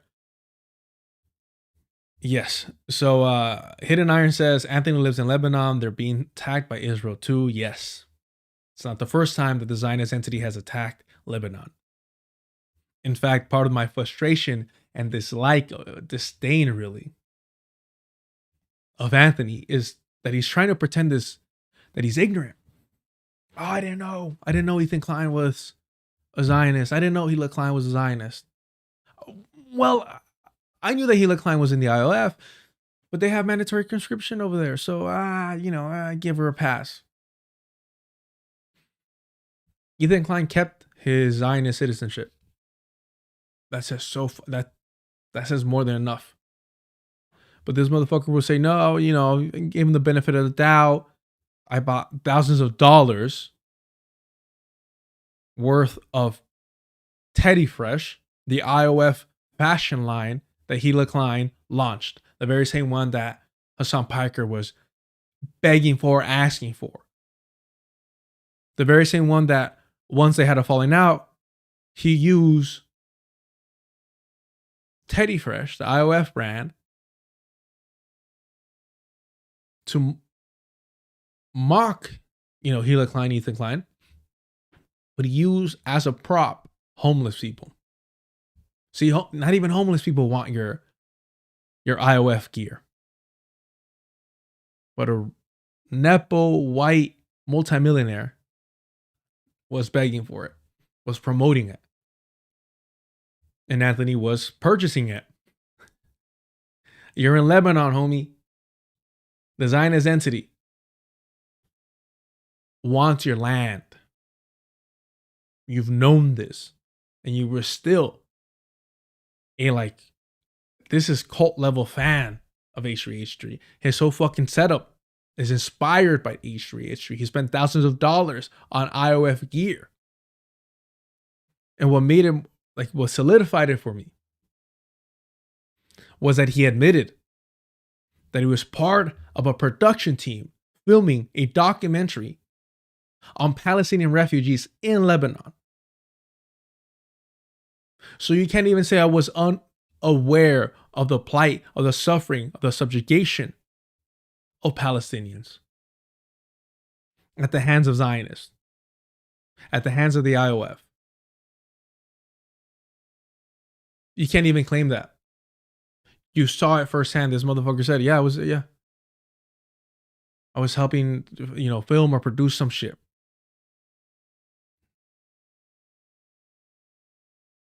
So it's not just a petty, like, I think you're an opportunist and suddenly you switched up. Suddenly you...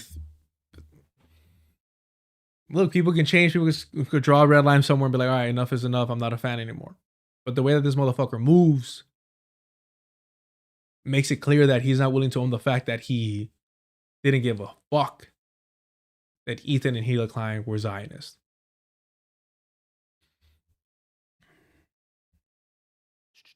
Deculturation says, I only knew of H3 through their appearances on other podcasts. Oh, sorry. What was it? Did he say something before this that was significant? I don't just want to jump in here without context. But where are we at? We are at 53:48.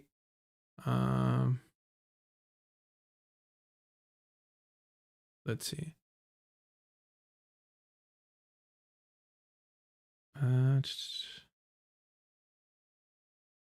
No, I don't think there's anything. Yeah, I don't think there's anything significant here. Let me turn this back up though. My apologies. All right. You, Haley. Hope you're doing good. I'm glad I saw this. I'm glad I saw this. This message. Let me turn it up a little bit for y'all. Deculturation says, I only knew of H3 through their appearances on other podcasts and knew Eli was in the IOF and Ethan still had an Israeli citizenship. This fool knew that and more before October 7th. Are you talking about me? I knew they were Israeli, obviously. I knew they were Israeli. And you were still a fan. You knew they were Israeli. You knew they were fucking colonizers and you were still a fan. You knew that they were contributing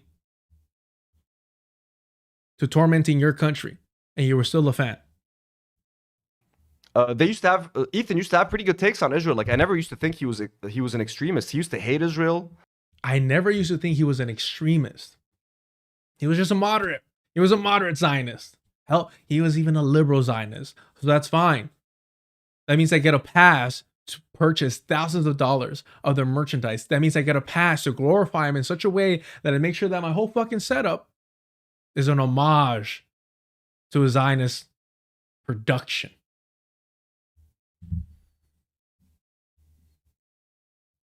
Ethan used to have pretty good takes on Israel. Like I never used to think he was. Ethan never had good takes on the Zionist entity. Never had them. He was always a fucking liberal Zionist. He was an extremist. He used to hate Israel. The way he used to talk about it. I used to think he genuinely didn't like it. And the one he didn't like living in it. He didn't like living in it because he was a fucking rich kid. Some Hollywood fucking kid. And he wanted to go back there because you know what? A settler colonial project, as young as a Zionist entity, there's a lot of growing pains, right? There's a lot of uncivilized areas because it's a colonizing project. They still need to rough out the edges, aka, the indigenous people are there making things uncomfortable. You have some more of the rabid colonizers that are just kind of like, ooh, if you're a little too much, settle down. That's what he hated. That's what he fucking hated. But he loves America because that's a settler colonial project that he's more comfortable with, that is easier to navigate, that has already rough, smooth out some rough edges. It's more comfortable for a colonizer to live in than one settler colonial project that is still ridding itself of the indigenous population, still expanding, still growing. he was a little too rich for all that. One time when the Al Aqsa thing happened, they had put out that statement that he still talks about today. At this point, looking back, I should have known. But yeah, the whole point of looking back, I should have known. All these motherfuckers always refer to this statement. And then pull it up. Because I've talked about this statement before. And I even had to fucking break it down on Twitter to highlight that no, Ethan Klein was always a liberal Zionist. Your favorites are liberal Zionist normalizers. That's the fucking issue. Let me see if I can find it here, because I just put Ethan and I'm searching on my stuff. It should be a screenshot. Here we go. Perfect. Awesome. This is a statement that he's talking about.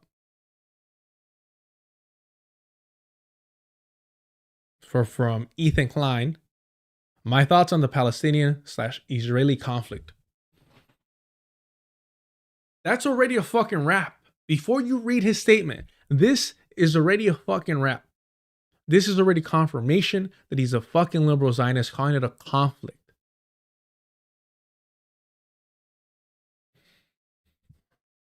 And again, Anthony lives in Lebanon. He can't claim to be one of us ignorant Americans over here. He can't do that. The Zionist project, I'm sure, has affected him personally prior to October 7th. If not directly, indirectly. So here's what Ethan Klein, prior to October 7th, says, the Israeli government is making me sick. Even if Hamas is operating out of a civilian building, it doesn't justify the total destruction of that building. It's inhumane. Netanyahu is a piece of shit warmonger and needs to go.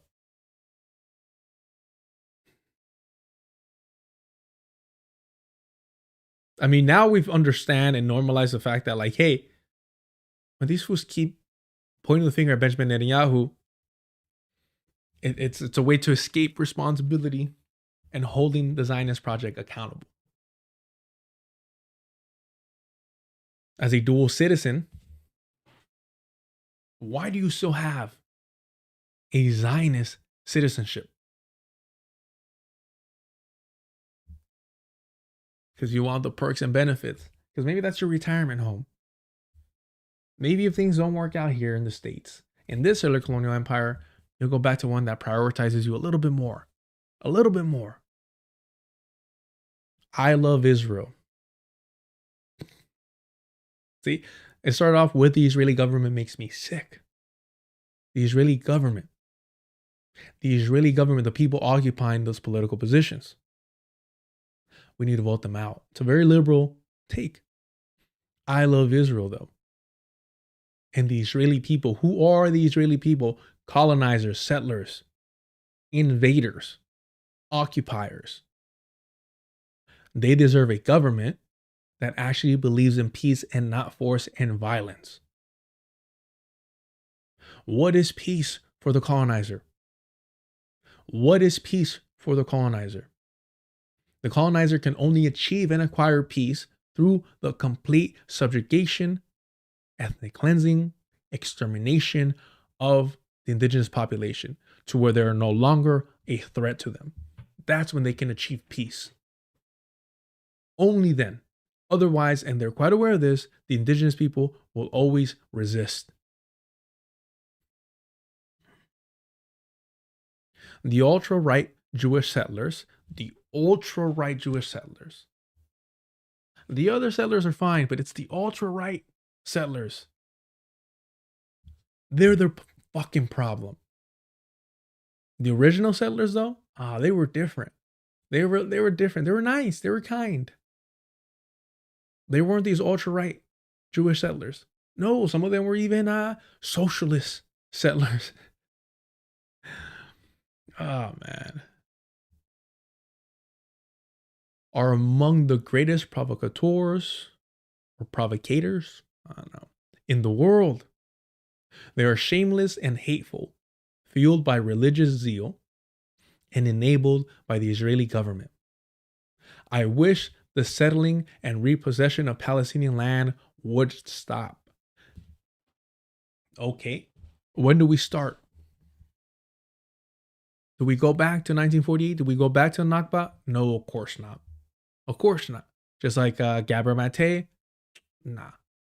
What was stolen during the Nakba, that gets a pass. Why? Who fucking knows? What justification is there for colonization? They have one though, apparently.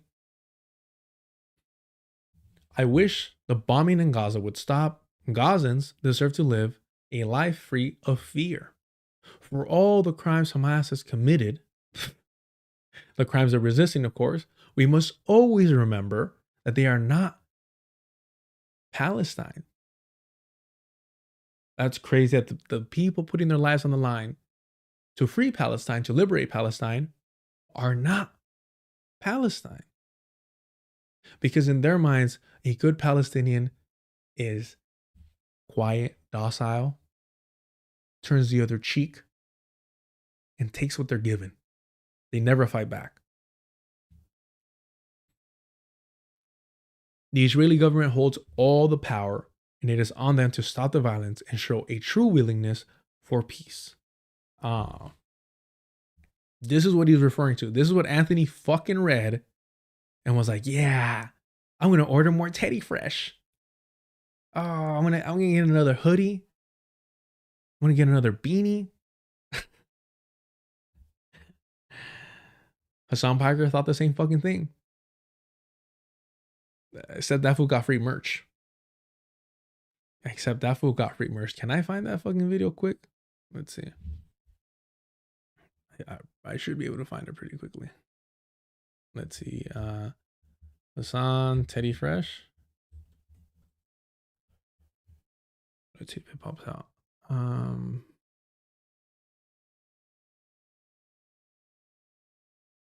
So fucking stupid, bro.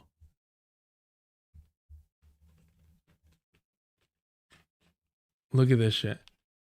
Hold on. I gotta show you this because it's so fucking stupid. I find it really funny, by the way, that he's like promoting my merchandise. That's been really funny because he's been just like trying to on my merch. It's like, bro, Teddy Fresh. Like, really? What's the saying? Don't cast stones from glass houses? Like, really? Really? He's allergic to research, I think. Yeah, the Teamsters logo is literally on the tags. Like, it says Union Made in the USA. It's so wild, dude. It's so... That's a petty bourgeois war right here. A battle of the petty bourgeois. I exploit unionized labor. Multimillionaire doesn't need a fucking penny from this merch. Fucking A. But there should be... Hold on, let me close this again because... It's fucking Twitter. Who knows what will pop out? No, fuck. Is this 2023? Is this real? Let me see.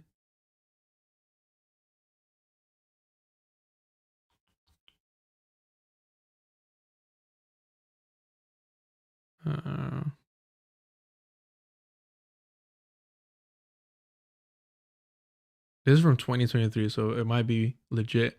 Here's Hassan Piker from the Teddy Fresh official account. Hassan in our baggy poplin pants. What the fuck is this, bro? You know when they say like spiritually Israeli? Here you go. Here you fucking go.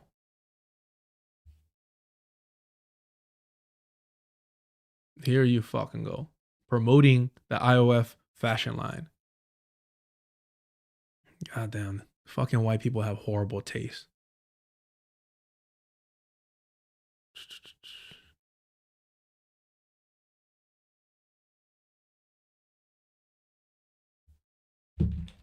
Oh, and this is him. Hold on. This is him using homeless people as props. You want a denim shirt? It's black. You'll never hear the end. I feel you. We got a black denim shirt. What about these pants? These are crazy. Holy shit, those are sick. You gonna keep going? I'm gonna keep going. Those are sick, bro. Looking like a polo shirt. Yeah, you want button-up shirts? Yeah. But they're crazy. No, He keeps saying they're crazy, bro. They're crazy. You're not gonna like them. They're ugly. They're crazy, bro. Why are you handing off this shit to homeless people? Why are you using homeless people as props? you don't like that one? All right, hold up. No problem. What about this one? Nope, you don't like that one? All right. Bro, these were in your possession. These were in your fucking closet. Jesus Christ. All right, all right. Let's see here.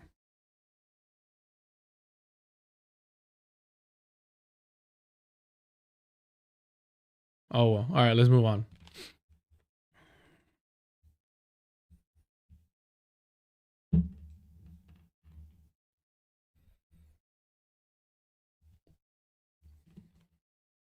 We'll go back to this. This was that I'm a fallen fan deculturation. Looking back, I should have known. But yeah, the whole point of this was that I'm a fallen fan deculturation. Or did you just find that out? Did you just find that out? Because that would be pretty silly. There's a lot of talked about it a whole bunch. You know what I mean? But that's that his we were marketing. H3 fans and we're trying. That's his marketing scheme, though. I'm a fallen fan, homie. That works for somebody literally anywhere that isn't fucking Lebanon, that isn't somewhere that it's literally being affected directly by the Zionist entity. That works anywhere else. Oh shit! You know what? I was ignorant. I was ignorant of the Zionist entity. I didn't realize how evil and corrupt they were. It didn't affect me personally. You know, that was a blind spot of mine. I'm disgusted with myself. I'm going to change all the Teddy Fresh fucking style, H3H3 glorification stuff. I'm changing my setup. But he can't do that shit because he actually still likes it. He's still a fucking fan. He's still a fucking fan. Otherwise, you would have gotten rid of that horrid shit behind you. This is why I don't like these motherfuckers. They're disingenuous. Shit doesn't add up. How can you live in Lebanon and be glorifying, be admiring, be a fucking fan, a true fan though, like a fanatic of the Zionist H3H3? How can you participate in documenting the suffering of Palestinian refugees in Lebanon and be a fan of the Zionist H3H3, be rocking IOF Teddy Fresh gear? But now you want to profit off of people being done with these fucking Zionists. Now you want to cash in on that?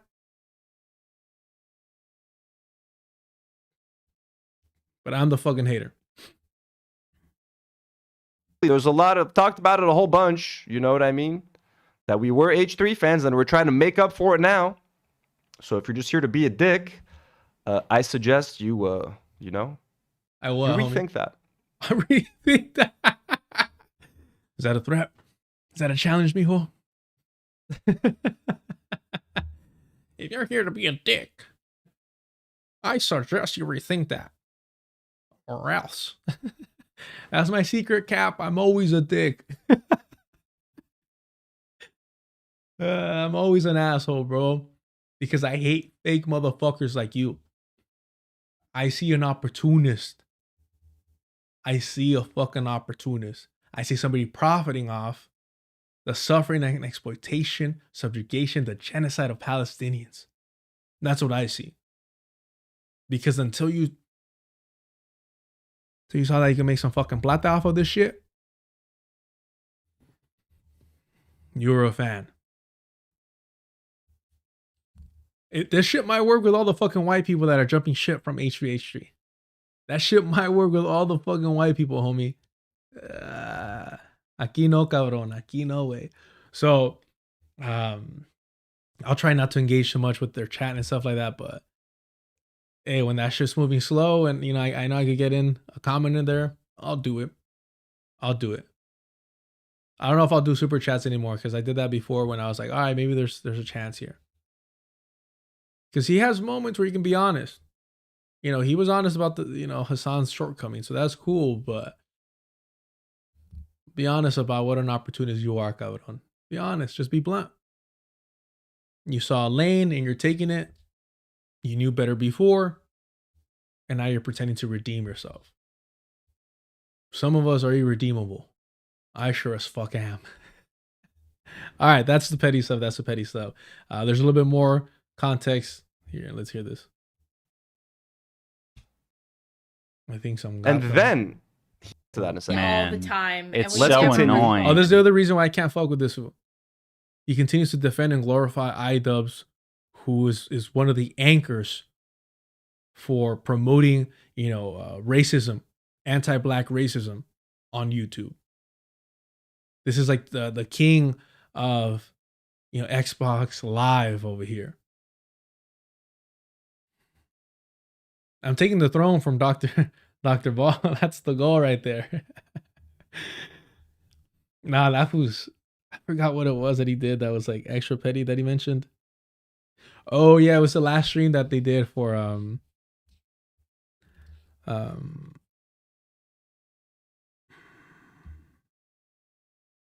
blanking out right now. I know there was a dual stream with millennials. There's a group of people, but at the end they talked about why am I having trouble remembering this? They were talking about, hey, if you ever have those negative thoughts, just remember you have to outlive the Zionist entity. So don't do anything to yourself. You have to outlive the Zionist entity. And Dr. Ball jumped in and was like, yo, like, I like that better because I used to just be like, hey, I want to outlive my enemies and dance on their graves or something like that. And I was like, yo, bro, Dr. Ball, read the room, homie. But I'm the same way. There's a couple graves I plan to dance on. I'm just saying. Y'all already know Norm Finkel scene. If you see something fuck tag etched into that tombstone that says, quote, I am not an enemy of Israel, you know who did it. You should see Ian's phone. Well, it's a group text. Yeah. And that voice, that female voice, the woman's voice, the lady's voice is iDubbbz's partner, wife, Anissa. Anissa was the one that came up with the plan for iDubbbz to go and harass some other despicable individual and shout the N-word. Yeah. Like, maybe Try to catch these. Some kind of meme from the H3 production. Hold on. He always used to talk about how much he hated it. Here we go. Yeah, Gato says when he was in Israel, he fucking hated it, man. He always used to talk about how much he hated it there. Yes, when he was in the Zionist entity, he did talk about how much he hated Israel. So I had to find this out after the fact because, like I mentioned, I only knew of Ethan Klein, H3, through like his appearances on Tiger Belly, which are also problematic, but there's levels to this shit. There's appearances on other programs like Your Mom's House, again, problematic as fuck. I like listening to dumb shit sometimes. I listen to Don't Worry About It podcast sometimes. And that's how I found out about them. Like, oh shit. So I knew that they were Zionists. They openly talked about it. How the fuck do you expect me to believe that somebody who spent thousands of dollars on their gear, IOF Fresh, how do you expect me to fucking believe that he didn't know that they were Zionists? It's just impossible. Impossible. In fact, he'll mention it right now. There was an episode, I think it might have been the first or one of the early episodes of the H3 podcast when it was just Ethan Klein trying to interview people before Bill Burr, put an end to that, where he interviewed Gila Klein. If you're buying merch from somebody, that doesn't mean that you're a fan of the project. That means you're a fanatic of the individuals. That's the issue. Because you're not just becoming a member, you're not just commenting, you're not just catching their lives. You're going out of the way to make a purchase of their merchandise. You expect me to believe he didn't know that they were Zionists? when they openly talked about it, when somebody who just knew them through other podcasts knew that they were Zionists. Get the fuck out of here, bro. I knew Ela was in the IDF, but again, I don't have a problem. Like, people in Israel are forced to be in the IDF. It's how you respond after your time in the IDF. And if he doesn't have a problem with people being in the IOF, it's how they respond to the war crimes that they committed while in the IOF. That's how he judges them.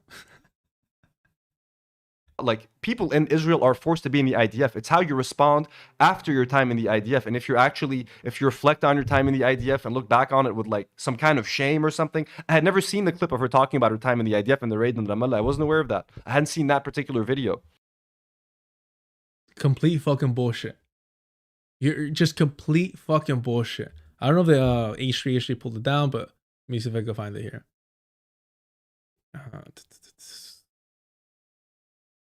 Come on now.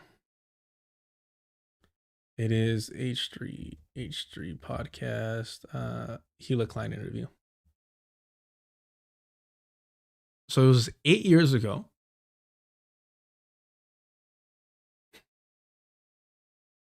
Has 2.1 million views.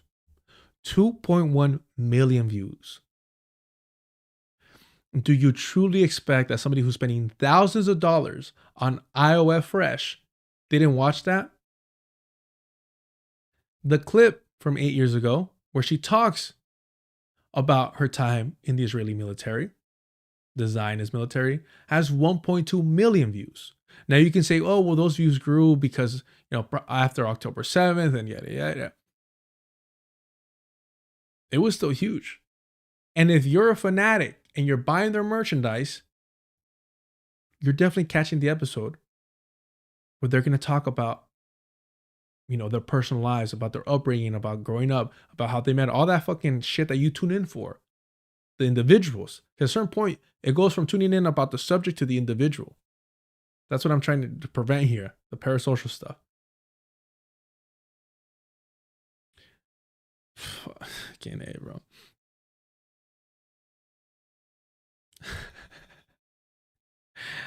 That's hilarious.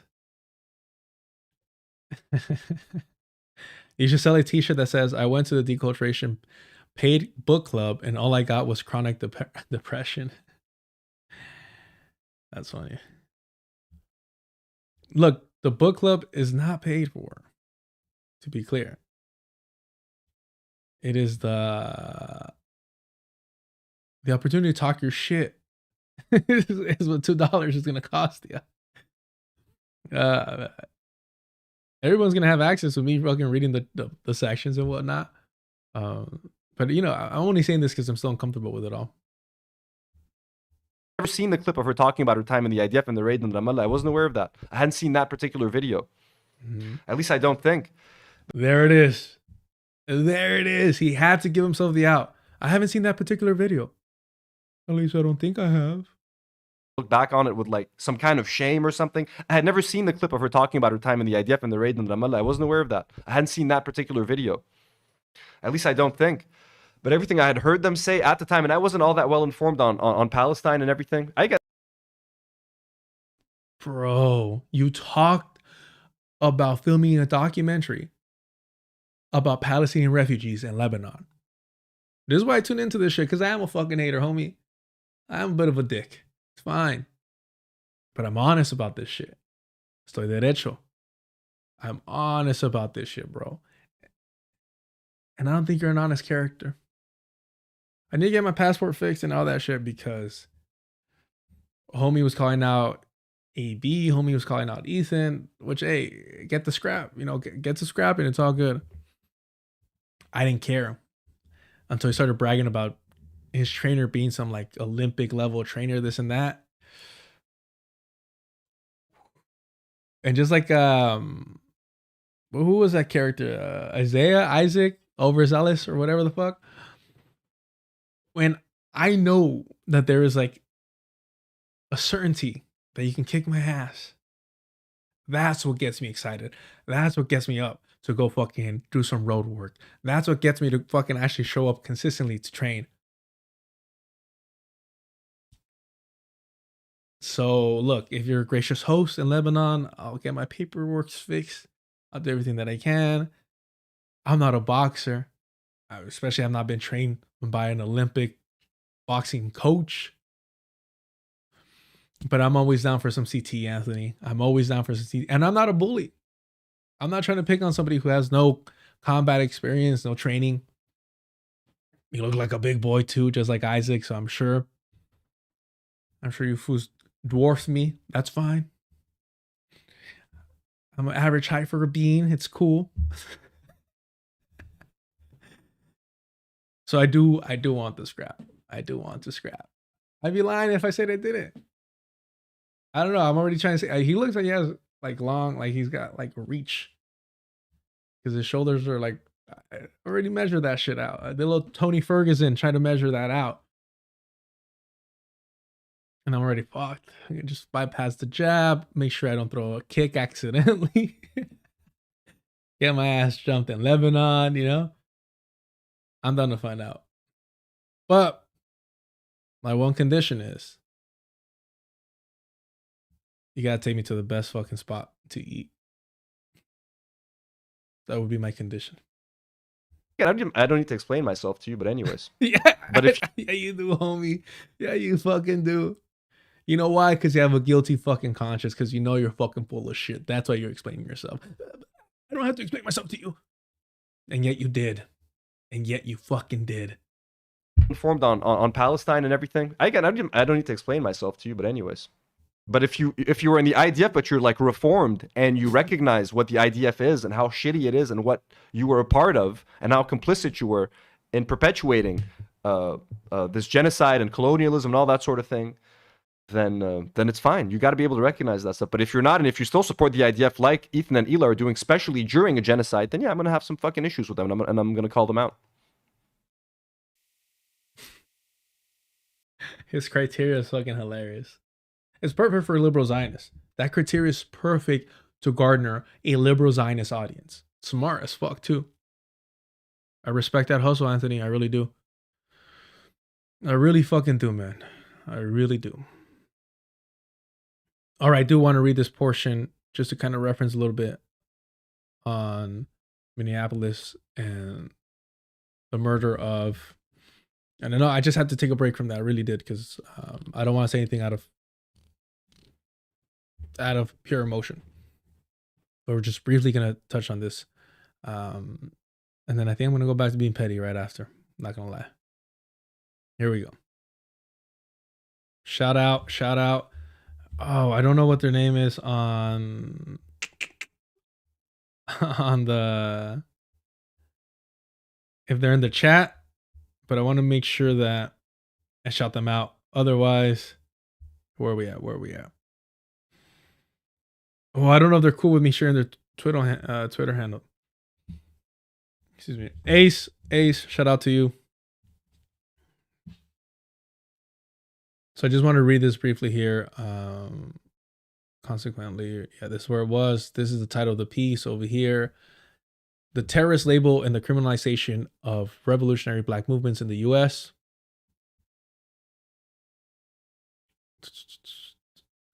Where are we at? I just want to make sure. Yes.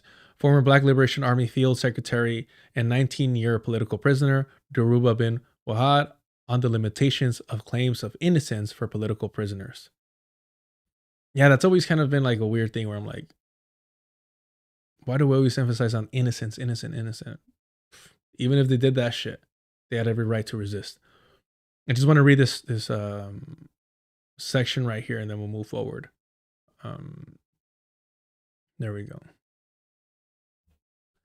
There was also police murder and violence. For example, on December 4th, 1969, Chicago police, aided by information provided by an FBI informant, fired hundreds of rounds into the BPP office, killing Chairman Fred Hampton and BPP member Mark Clark. Fred Hampton was killed as he lay in his bed, drugged from the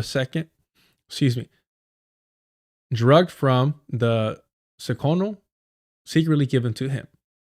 The government understood that the Panthers, unlike the majority of African American civil and human rights organizations clearly understood the crucial and pivotal issue of racist violence in America and its deep connection to the state and its criminal justice system. Consequently, the Panthers' perception of organized armed resistance to state repression, terrorism, and criminalization of Black youth as essentially a strategy of imposition of political consequences for state-sponsored terrorism as necessary to any people's struggle for freedom from a powerfully entrenched and violent adversary as nonviolent mass protest.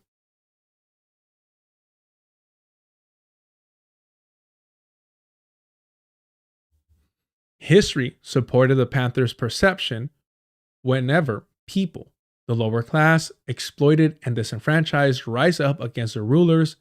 Inevitably, the police military apparatus of the state violently repress any popular uprising movement and civil disobedience that threatens the existing order. Let's see here. I think just with that, we're good.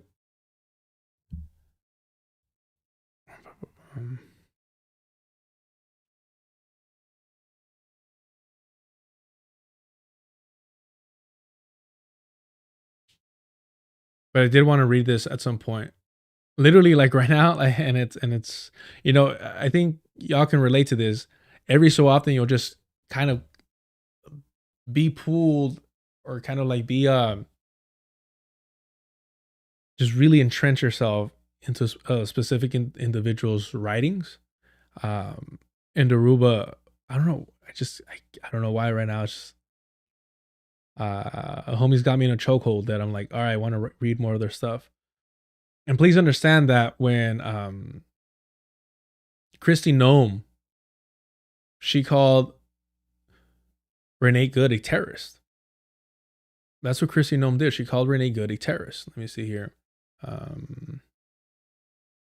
me pull it up real quick. Kristi Noem, terrorist.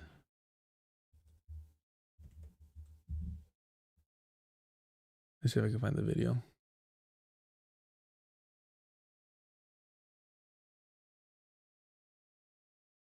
Is it this one? Yeah. I want to start out by addressing the loss of life that we saw here in Minneapolis today. Any loss of life is a tragedy, and I think all of us can agree that in this situation it was preventable. ICE agents repeatedly ordered her to get out of the car and to stop obstructing law enforcement, but she refused to obey their commands. She then proceeded to weaponize her vehicle, and she attempted to run a law enforcement officer over. This appears as an attempt to kill or to cause bodily harm to agents, an act of domestic terrorism. It's very clear that this individual was harassing and impeding law enforcement operations.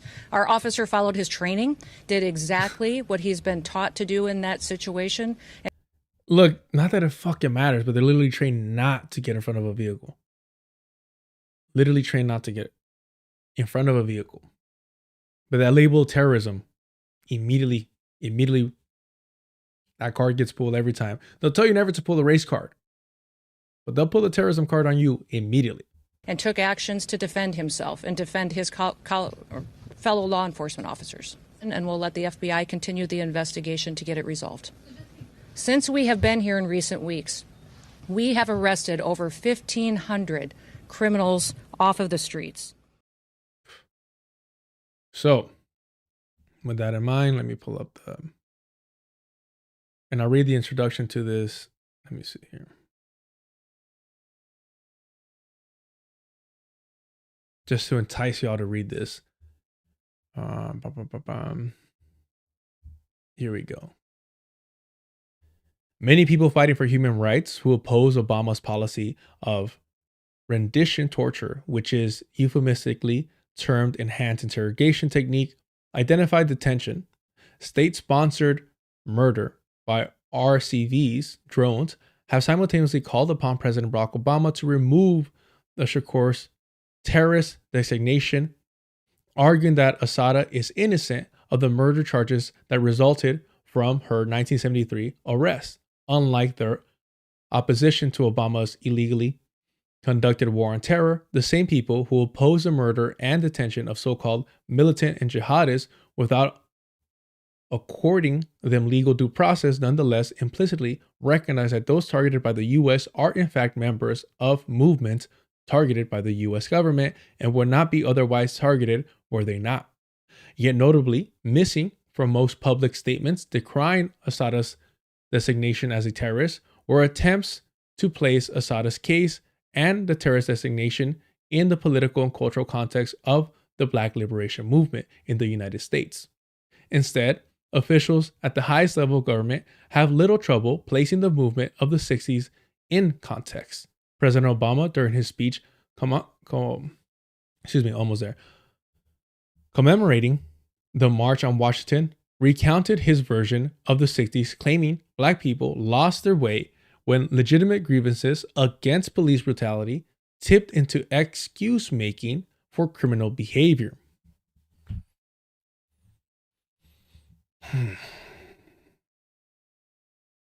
Jesus, bro. What was Obama talking about? Who was he referring to? What blacks use police brutality to somehow mask criminal activity? He never said, but clearly Obama is referring to the Black Panther Party, but he won't say so. But his comments, when juxtaposed next to the actions of his Justice Department, speaks volumes. In an effort to appease domestic law enforcement, he sanctioned his Justice Department's targeting of a former Black Panther in exile, Assata Shakur, designating her and her movement as terrorists, rather than open up a discussion on the excesses of the 60s and 70s to discern who were the real criminals and assassins, the architect of COINTELPRO, or the movements they illegally infiltrated and destroyed. Both supporters and detractors of Assata distort, exclude, and ignore the movement from which she emerged. This essay is an attempt to place the terrorist designation and Assata's case in a historical and political context, a context that also significantly impacts the status of Black political prisoners in the United States. How are you not going to read that, chat? How are you not going to engage with that and read it? Come on now. Come on now. I will say the small text were brutal on my eyes. Eso viejito.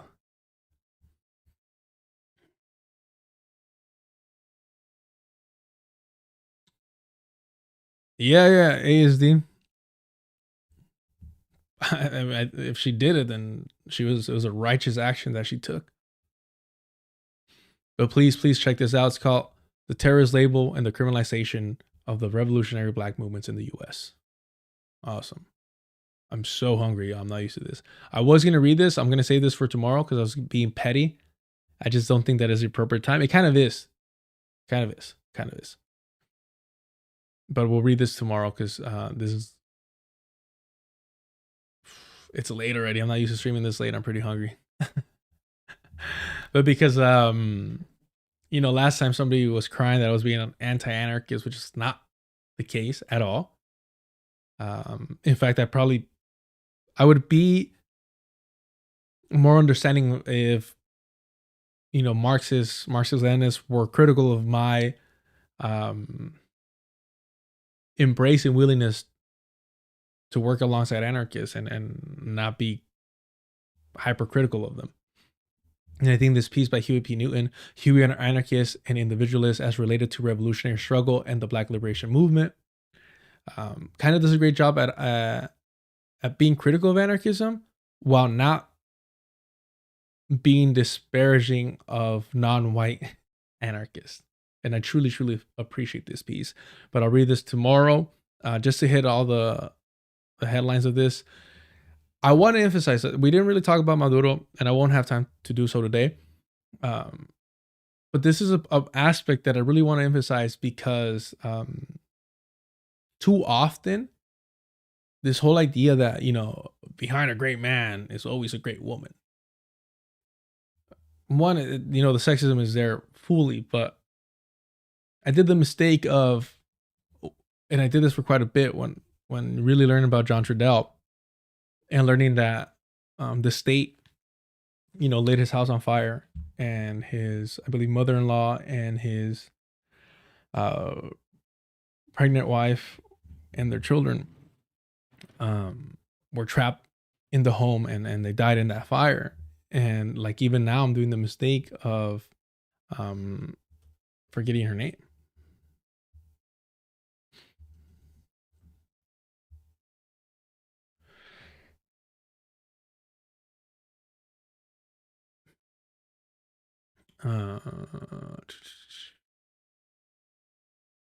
Okay, it's Tina Manning.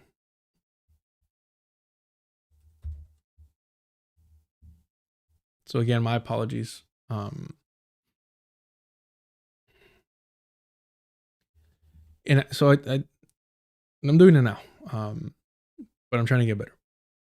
So I do not have time, and I'm so hungry, and it's late. It's 9 p.m. I'm not used to this, and like, there's a slice of pie, of pizza that it's waiting for me, and I hate eating shit like that this late, but I'm really hungry.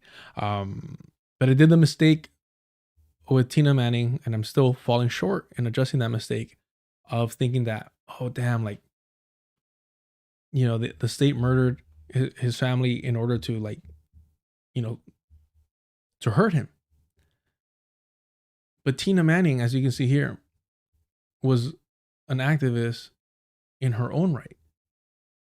And so it's not just about, these great men and they have great women next to them. It's like, no, these women aren't given the attention and the spotlight that they deserve for what they've contributed to the struggle.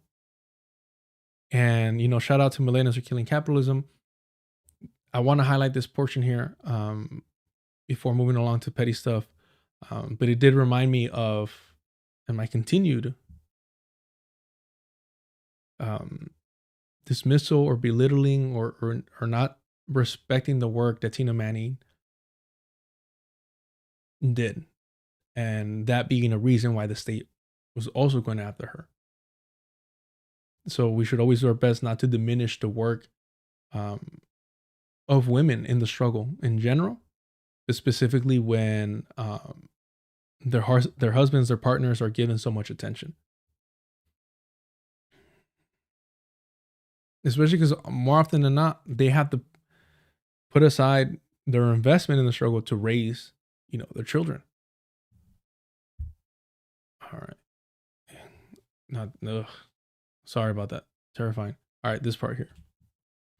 And as you were saying, there was another march that was yesterday. That was a women's march. And this was very special because this march... I was mentioning the women's march and it being very special, right? Here we go. Was very specifically to support Silvia Flores, the wife of President Nicolas Maduro.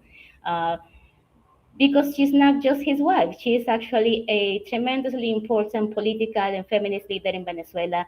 She is right now I did not know that. Really, all I knew about her was, that she was, let me see if I could find this. It's Celia Flores, right? Why am I spelling her name wrong? Oh yeah, Celia Flores injuries.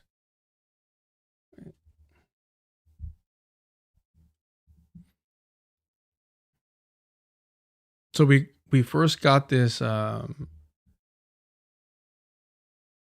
me see here. Oh, Celia, that's how I was spelling it wrong.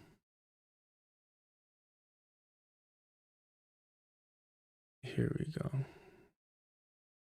So you start seeing some of the injuries here. Let me see. Come on now.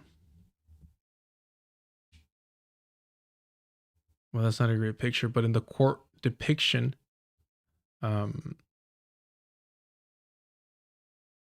they drew her with like bandages over her face, and there's reports of her having a broken rib.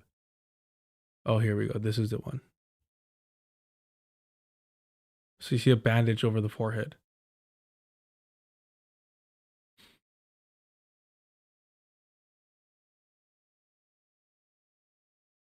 elected important political and feminist leader. She's not just his wife. She is actually a tremendously important political and feminist leader in Venezuela. She is right now an elected national deputy. She was supposed to be in the ceremony of the National Assembly on Monday to begin the new legislative period in Venezuela. So she is an elected politician in Venezuela. She has a long history of being a leader in both the Hugo Chavez government and the Maduro government. When Hugo Chavez was in prison in 1992, it was Celia Flores who was part of the legal team that defended Chavez, that made sure that Chavez was free by 1994. She was part of. Yeah, Yipper said in the chat, beating Adriana to the punch. She was also Hugo Chavez's lawyer. But then you have idiots like BadEmpanada, who is smearing Maduro, did so years ago, and is now, man, like just fucking moron. But we'll get to that shortly. This again, we have to start giving credit where credit is due. Maduro came up through, the busing unions and demonstrated, that a bus driver could make it if they're devoting their time to the worker struggle. And Flores was fucking kicking ass already as a lawyer for Chavez. Wild. The thing that carried the entire campaign that led to Chavez's victory in 1998. She became the first Venezuelan woman to be the president of the National Assembly. So she's an incredibly important figure. So she was the president of the National Assembly. So we cannot downplay, like, for sure, like has been a outstanding influence intellectually as a Chavista to Maduro. Women, they came out yesterday and they were rallying to support Celia Flores, to demand her liberation, to remind people that she is also an important woman and figure to Venezuela. And this makes everything line up when people were asking, well, why did it take her? Because she was a fucking threat, and that's what I'm trying to get at. That's what I was trying to express. They kidnapped her as well because she was a fucking threat. Because, they're like, hey, like, Maduro's cabrón, but from the sound of things, Celia Flores is heavy hitter. So what happens if you kidnap her husband or you leave her to... You let her stick around? That's a fucking heavy hitter right there. If you were Chavez's lawyer, if you've already put in that time, that work, and you're still continuing, that's a political nightmare for the United States empire. So we have to put some fucking respect on her name. We truly do. And I have no doubt that the U.S. military, the U.S. soldiers, physically assaulted her. I have no doubt about that. If she did have injuries, her ribs, facial bruising, I have no doubt that, these animals, right? These are fucking animals. When we talk about Grand Platinum, we need to understand that when we talk about U.S. servicemen and the long track history and record of abusing women, and no doubt, and Fanon talks about it, the abuse of women in front of their partners, in front of their their male partners, is also done to try and demasculate the man, to show him, hey, look, we could assault your partner, you can't protect her, right? So that psychological warfare of that, and the weaponization of that love between them.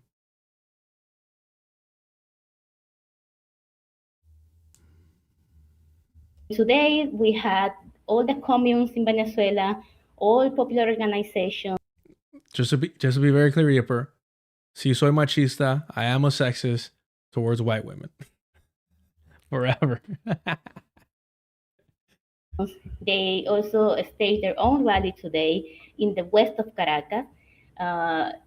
Communes in Venezuela are basically the backbone of the political life here. These are That's why this idea of having an invasion is a no-go from the jump. A no-go from the jump. I do got to start wrapping up, but please check out, this full conversation. Adriana Chavez. Absolutely. I watched this on my phone, so I didn't get a chance to like it. My apologies. Let me drop it in the chat over here. Millennials are killing capitalism. It's a small channel. Like, Jared is just getting started with this platform, this program, and we want to make sure that we support this young man's growth and everything he's doing for me. Gaslight him. Just flip the script. But I'll be on there on Friday, and obviously I won't be able to even remotely provide the information and that somebody like Adriana Chavez provided here in this this conversation. But please do yourself a favor and just listen to this. It's really necessary to reply for, especially when we have discussing vile European opportunists like this rat bastard here. Maduro supposedly won re-election in Venezuela with 51% of the vote against 43% for the opposition's fourth choice candidate. And I have a bridge to sell you if you believe that. Now, I know exactly what this collective of... So 1 year ago, BadEmpanada, Maduro wins Venezuelan election. Only brainless internet children believe it. Was already spreading pro-coup, pro-fucking coup propaganda. Already doing so.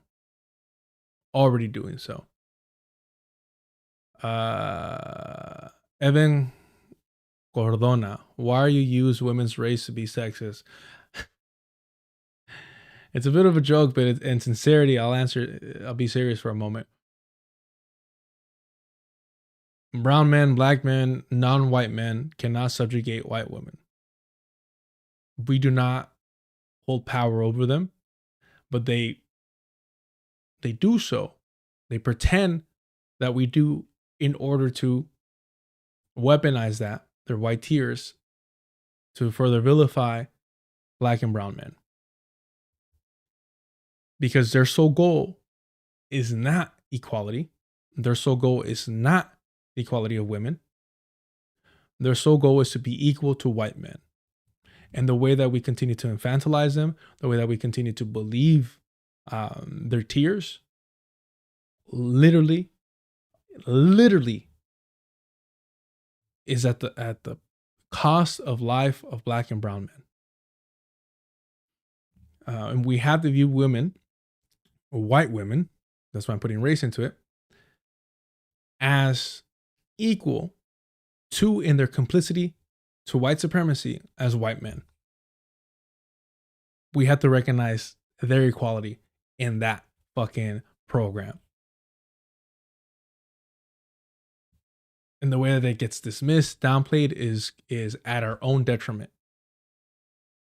It is disgusting. And I joke about being a sexist or machista about that, because when you do hold white women accountable for their contributions to white supremacy, you are called a sexist. You are called a machista. So I joke about that shit off the bat. And nothing, really, I learned this early on. Emma Vigeland accused me of being anti-Semitic, already making false accusations against me. White women will make false accusations against you. They'll do that. And I'm not talking about assault or things like that. We don't even have to get there. We don't even have to get there. They will just vilify you. They will mark you as a threat.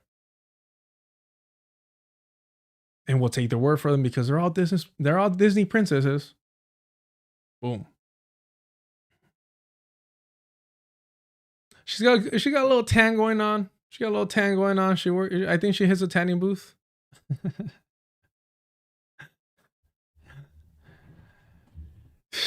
look. I do feel for black and brown women that had to share space with, with white women. I really do. I really sincerely do. It must be a real fucking struggle to have to share a struggle with them.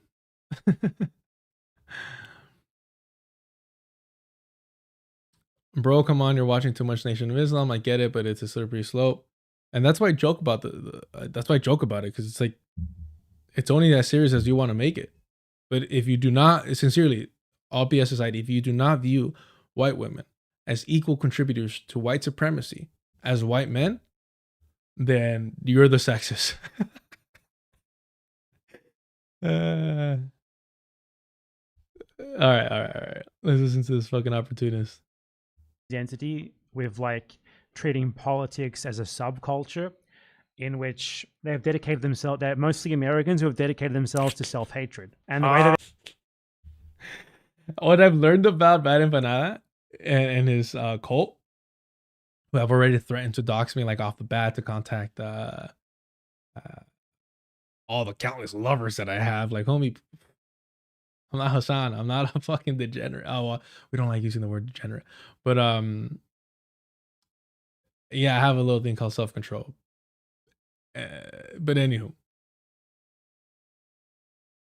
all that aside, the one thing that I learned, and Dr. Horn talks about this about white people in general, they don't view whiteness as a form of identity politics. And so I picked up on this. BadEmpanada and his cult don't view this whole American label as identity politics. It's fucking hilarious, because I'd be like, dude, this is still a Western white male, right? He's European, he's white, fucking helped to colonize Australia, helped to gentrify Argentina, right? So they love that.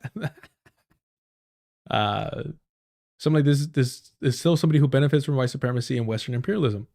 Literally, his where he was born in Australia is because of colonization and Western imperialism. Where he chose to live is because of white supremacy and Western imperialism that gave him access to do so. And he wants to cover his whiteness and his contribution to Western, colonization of the world by saying, the Americans, don't hold me accountable. The Americans. Homie, you could have chosen to live in the belly of the beast and got busy. All that finger wagging that you're doing, you could have fucking been showing us how it gets done. You're not from Argentina. You chose to live there, to exploit the fact that it's the same reason why all these fucking weirdos move to all these non-first world countries, to exploit. They're exploiters. Gentrifiers are exploiters. That's why they move there. Homie didn't move into the belly of the beast because he knew he couldn't hang over here. And that's what bothers him.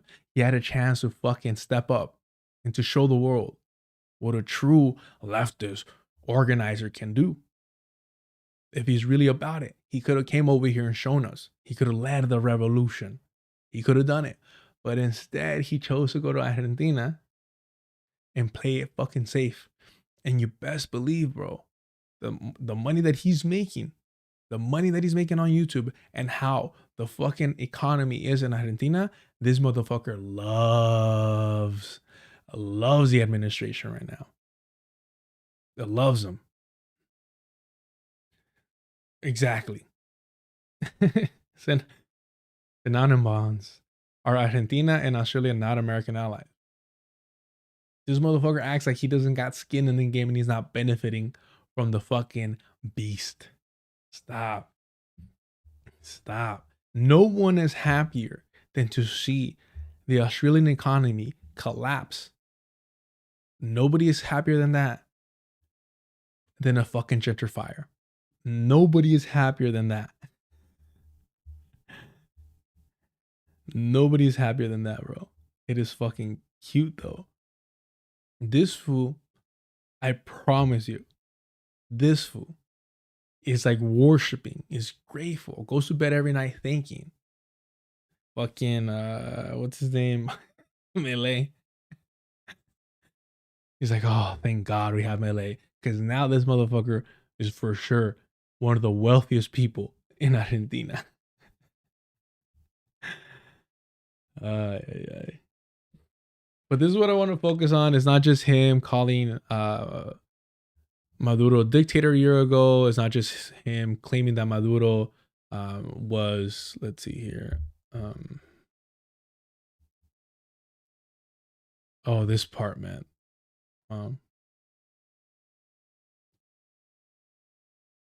Oh, here you go. This part's fucking hilarious. I don't know anything about Venezuela. They're 12-year-old Americans. Maduro. Everything's Americans. Everything's Americans, bro. Bro. Forget you're white. Forget that you're a fucking colonizer, gentrifier. Forget all that. Because you conveniently chose not to move to America.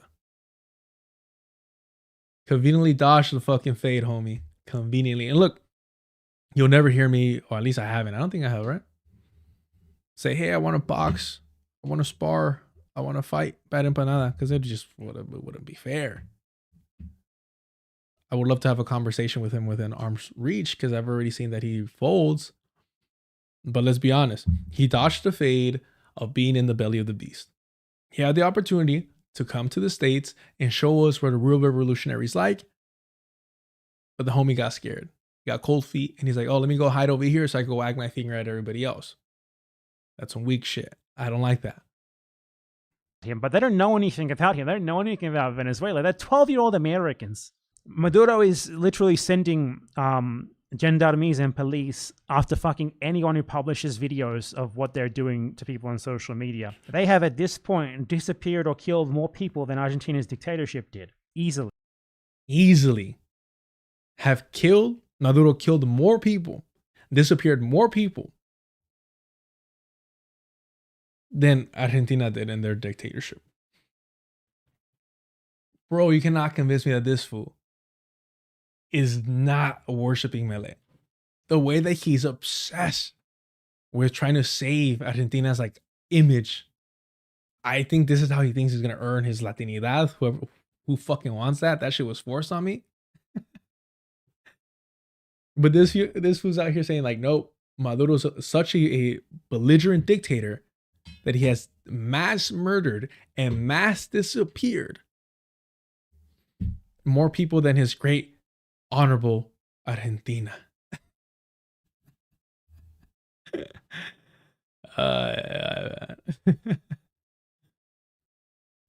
Too fucking funny. So fucking desperate, man. Oh, the evidence? No, he doesn't provide any evidence in this 19-minute video at all. And you know why he doesn't? Because you won't believe him anyways. You won't believe the evidence anyway, so you just have to take his word for it.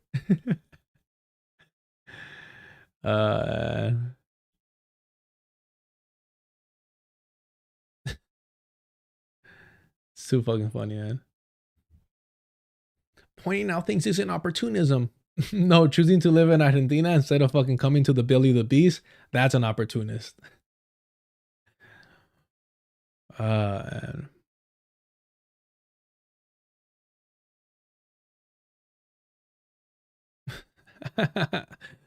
Look, I'm trying to wrap up. I'm not lying to you. I'm trying to wrap up.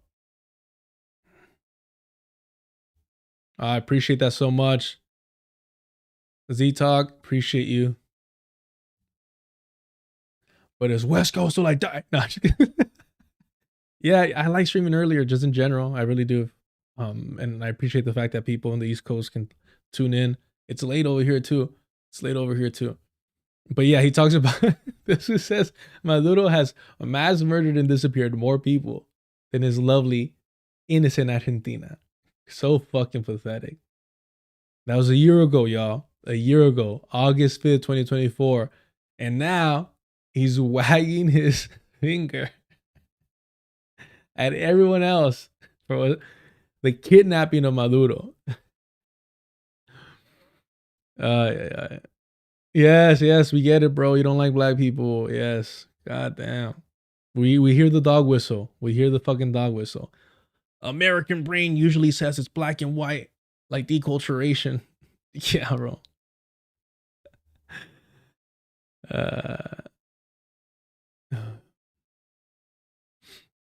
But yeah, he talks about here that it's fishy, things are suspicious. Again, spreading U.S. imperial propaganda, that Maduro was betrayed and his vice president made a backroom deal with Trump. We've already seen the USA invaded Venezuela last night. Hold on. Stop. What the fuck, bro? Look how fucking white this hand is. That's like the... Behold, a pale white horse. So as I'm sure you've already seen, the USA invaded Venezuela last night, both bombing the country in 4 or 5 separate states. Venezuelan President Nicolas Maduro was kidnapped by... Oh shit, now he's a president. Oh, what a year does. Now he's a president. I thought he was a dictator. What happened? I thought he was an illegitimate dictator. Wow. By them. And he's now being brought to New York City to face charges for a bunch of totally ridiculous things that are clearly made up. Like, for example, possessions of machine guns and destructive devices, and conspiracy to possess machine guns and destructive devices, and narco. Yes, all this shit is utter fucking bullshit. But let's get to the sweet spot where he starts accusing. Let's see. He's like, I just find this all very suspicious. Where is it at?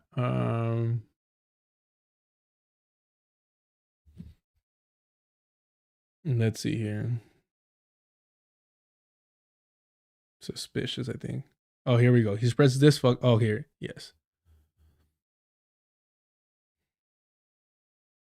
Trump said that the vice president of Venezuela, Delcy Rodriguez, is willing to work with the U.S. Trump said that she had...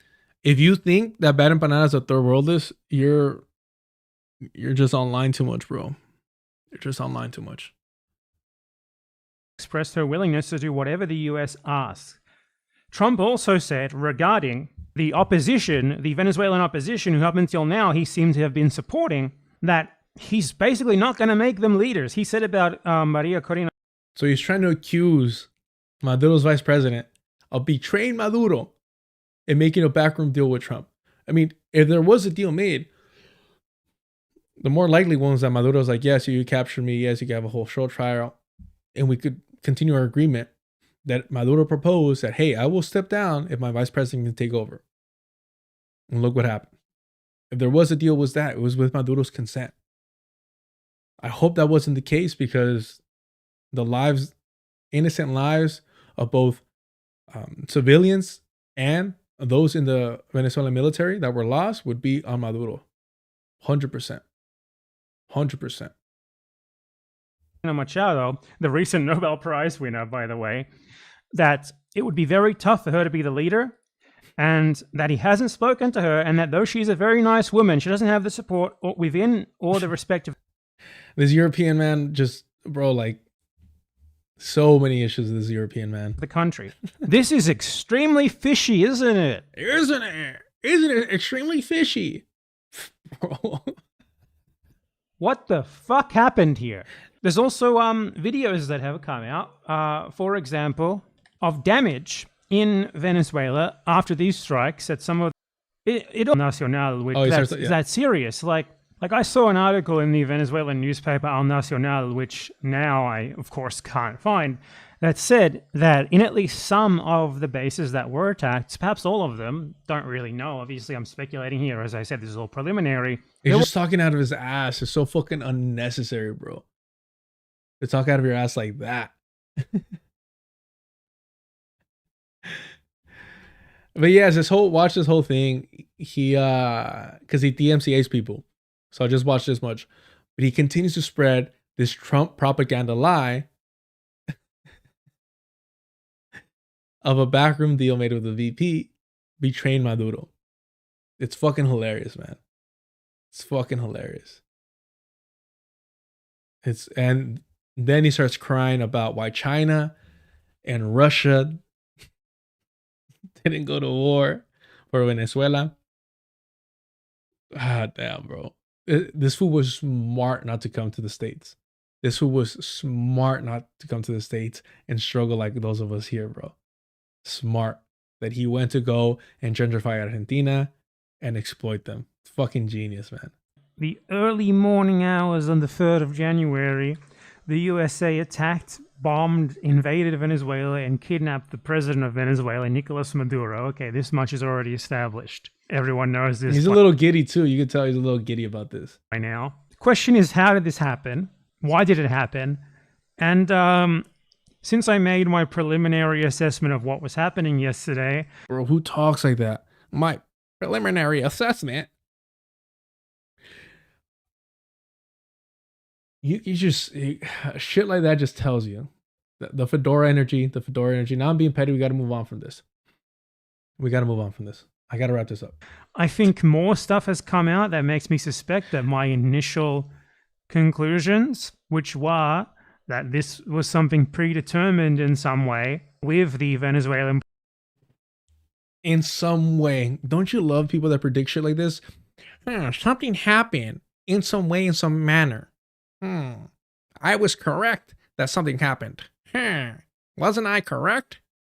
Bro, there's no need to do this. There really isn't.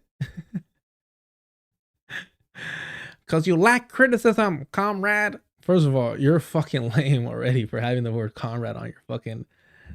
Anywho, but here, we'll get to the good stuff because I do need to wrap up. This whole shit's fucking hilarious. But just like... We'll go here. Just like we called out... What's homeboy's name? I should have it in my history, but it's going to be right here, I think. Or maybe this was before I started doing Deculturation Live. Yeah, I think it was. Damn, it's been a minute. Just like I called out Ryan Grimm for saying that he would be, was it warm-hearted?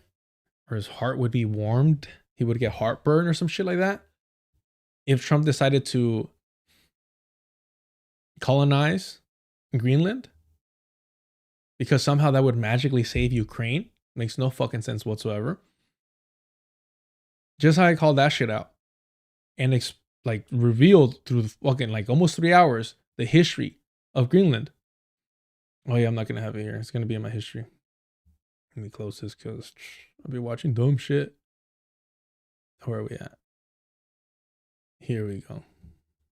Ryan Grimm, I guess. Yeah, we'll go Grimm.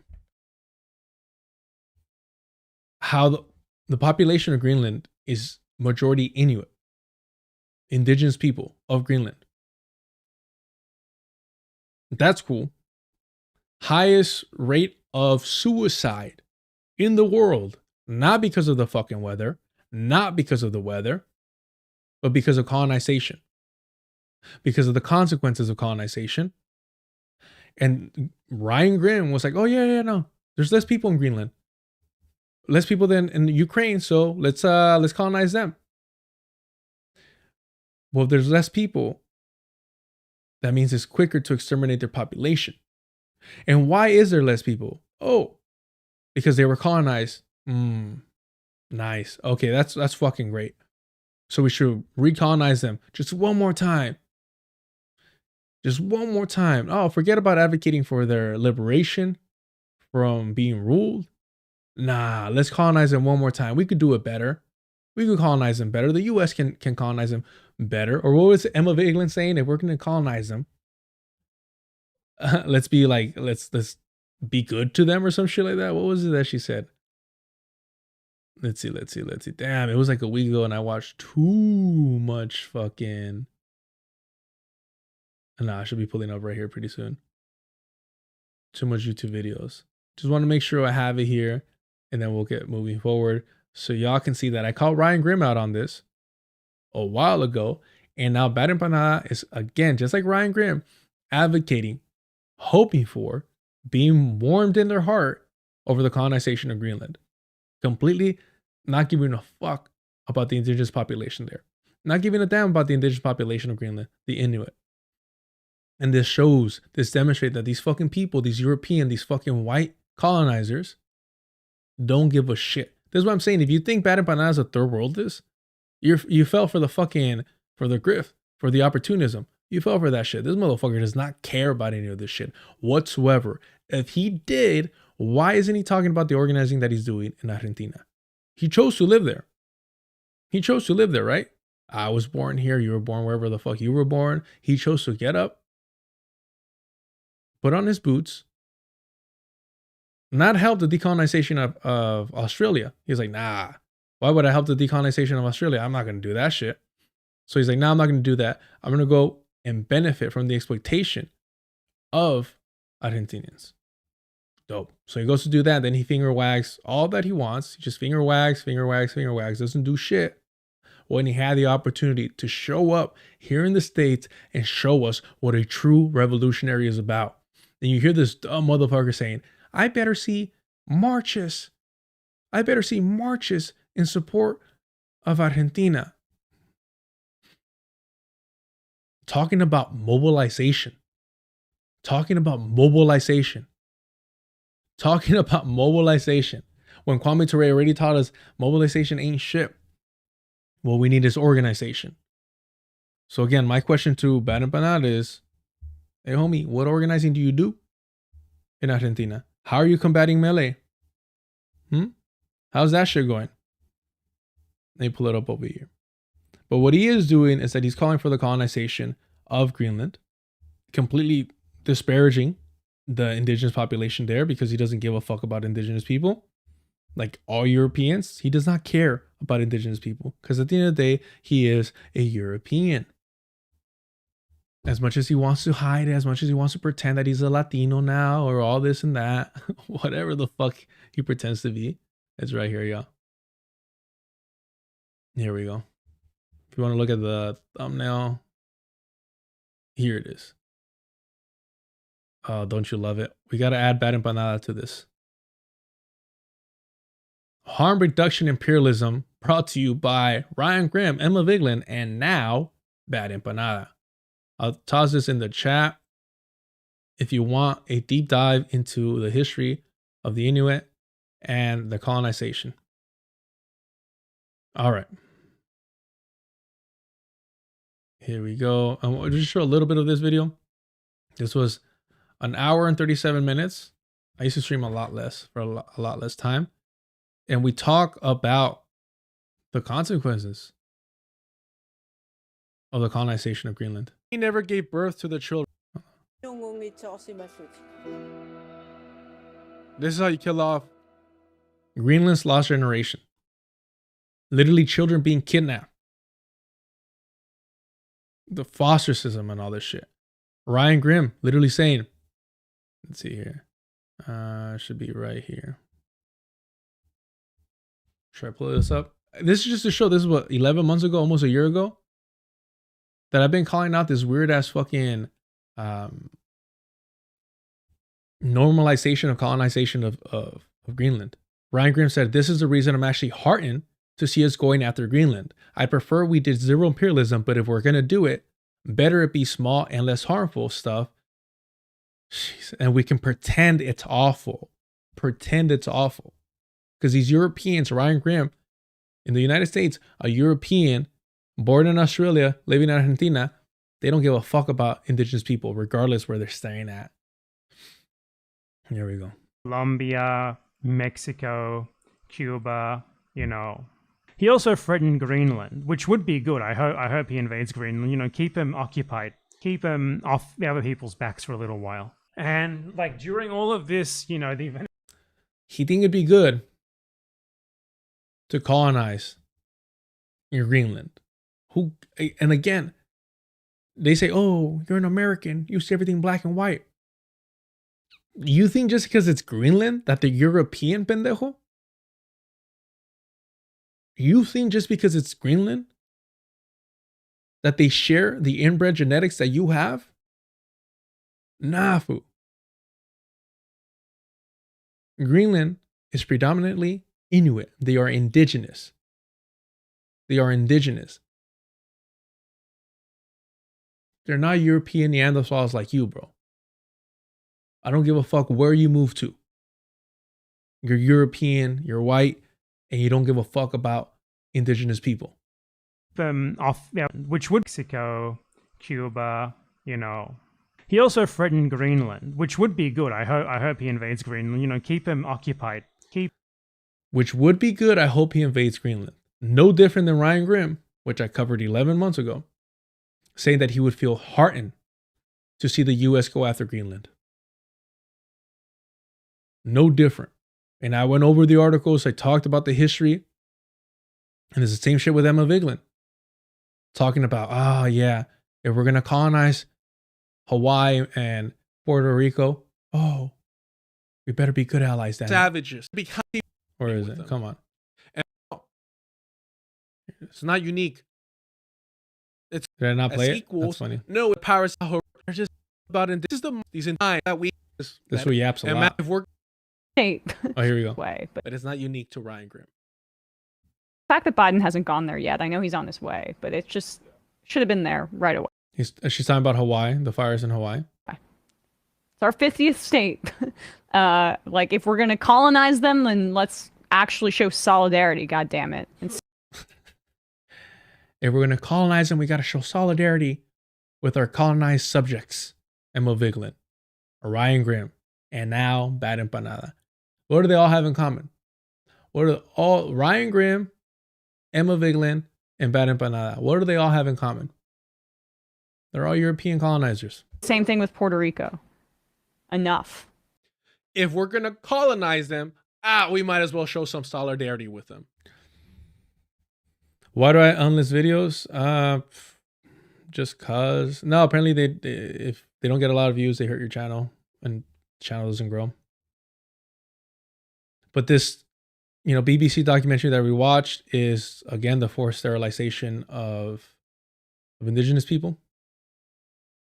In this case, being the Inuit of Greenland. Again, the vast majority, the population of Greenland is Inuit, indigenous people. We covered this. We went over the details, the life expectancy, the suicide rate. We went over all this. It found that up to 4,500 women and girls, roughly half of the fertile Greenland or Greenlandic population, had a coil implanted between 1966 and 1970. Literally eugenics. Forced sterilization, just like they did in LA. Just how they did in Puerto Rico. Forced sterilization of the indigenous population. And BadEmpanada is like, yeah, hopefully the US colonizes them also. And he's a third worldist. He's just a fucking fraud, bro. He thinks he's a Latino, way. Can't stand these fucking people. Can't stand these fucking people. All right, con eso, ya estuvo. I appreciate y'all. Remember, I'll be streaming tomorrow morning. Hopefully, if I could wake up, because goddamn, I got a lot of cleaning to do. I got a lot of shit to do, but it's not too bad to set up right now. Hit the like button on your way out. Hit the notification bell if you want to know when I go live. Remember, the Patreon is up and running. I'll send out the links to the Discord. $2 gets you in the door. That's where we're going to have basically the conversation about the book club that we'll be having. That's where we talk shit. That's where we have a good time. Share videos and articles on there and just, stay in touch. On Friday, I'll be bugging Jared on Millennials Are Killing Capitalism. Once we're done with that, at 11 is our cutoff. Because he's got a family. Okay. He's a good father, everyone. Wow. Anywho, after that, it's when I'll jump onto Deculturation, this channel, and we'll start reading the first section of Open Banks of Latin America. And then we'll have the conversation on the Discord. I appreciate y'all being here in this late stream. Appreciate you so much. In all sincerity, all BS aside, rest in peace to Renee Good.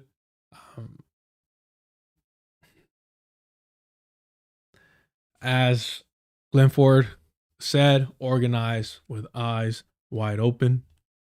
As Glenn Ford said, organize with eyes wide open, y'all. And if you need a better reason to understand why that is so significant, I can't think of one more powerful than the one that occurred today. The state murder of Renee Good. With that, the beast, the very thing that BadEmpanada dodged, the very thing that BadEmpanada dodged. He could have come through. He could have shown us how the revolution is led, but he chose to hide in Argentina and be a little gentrifier, little colonizer.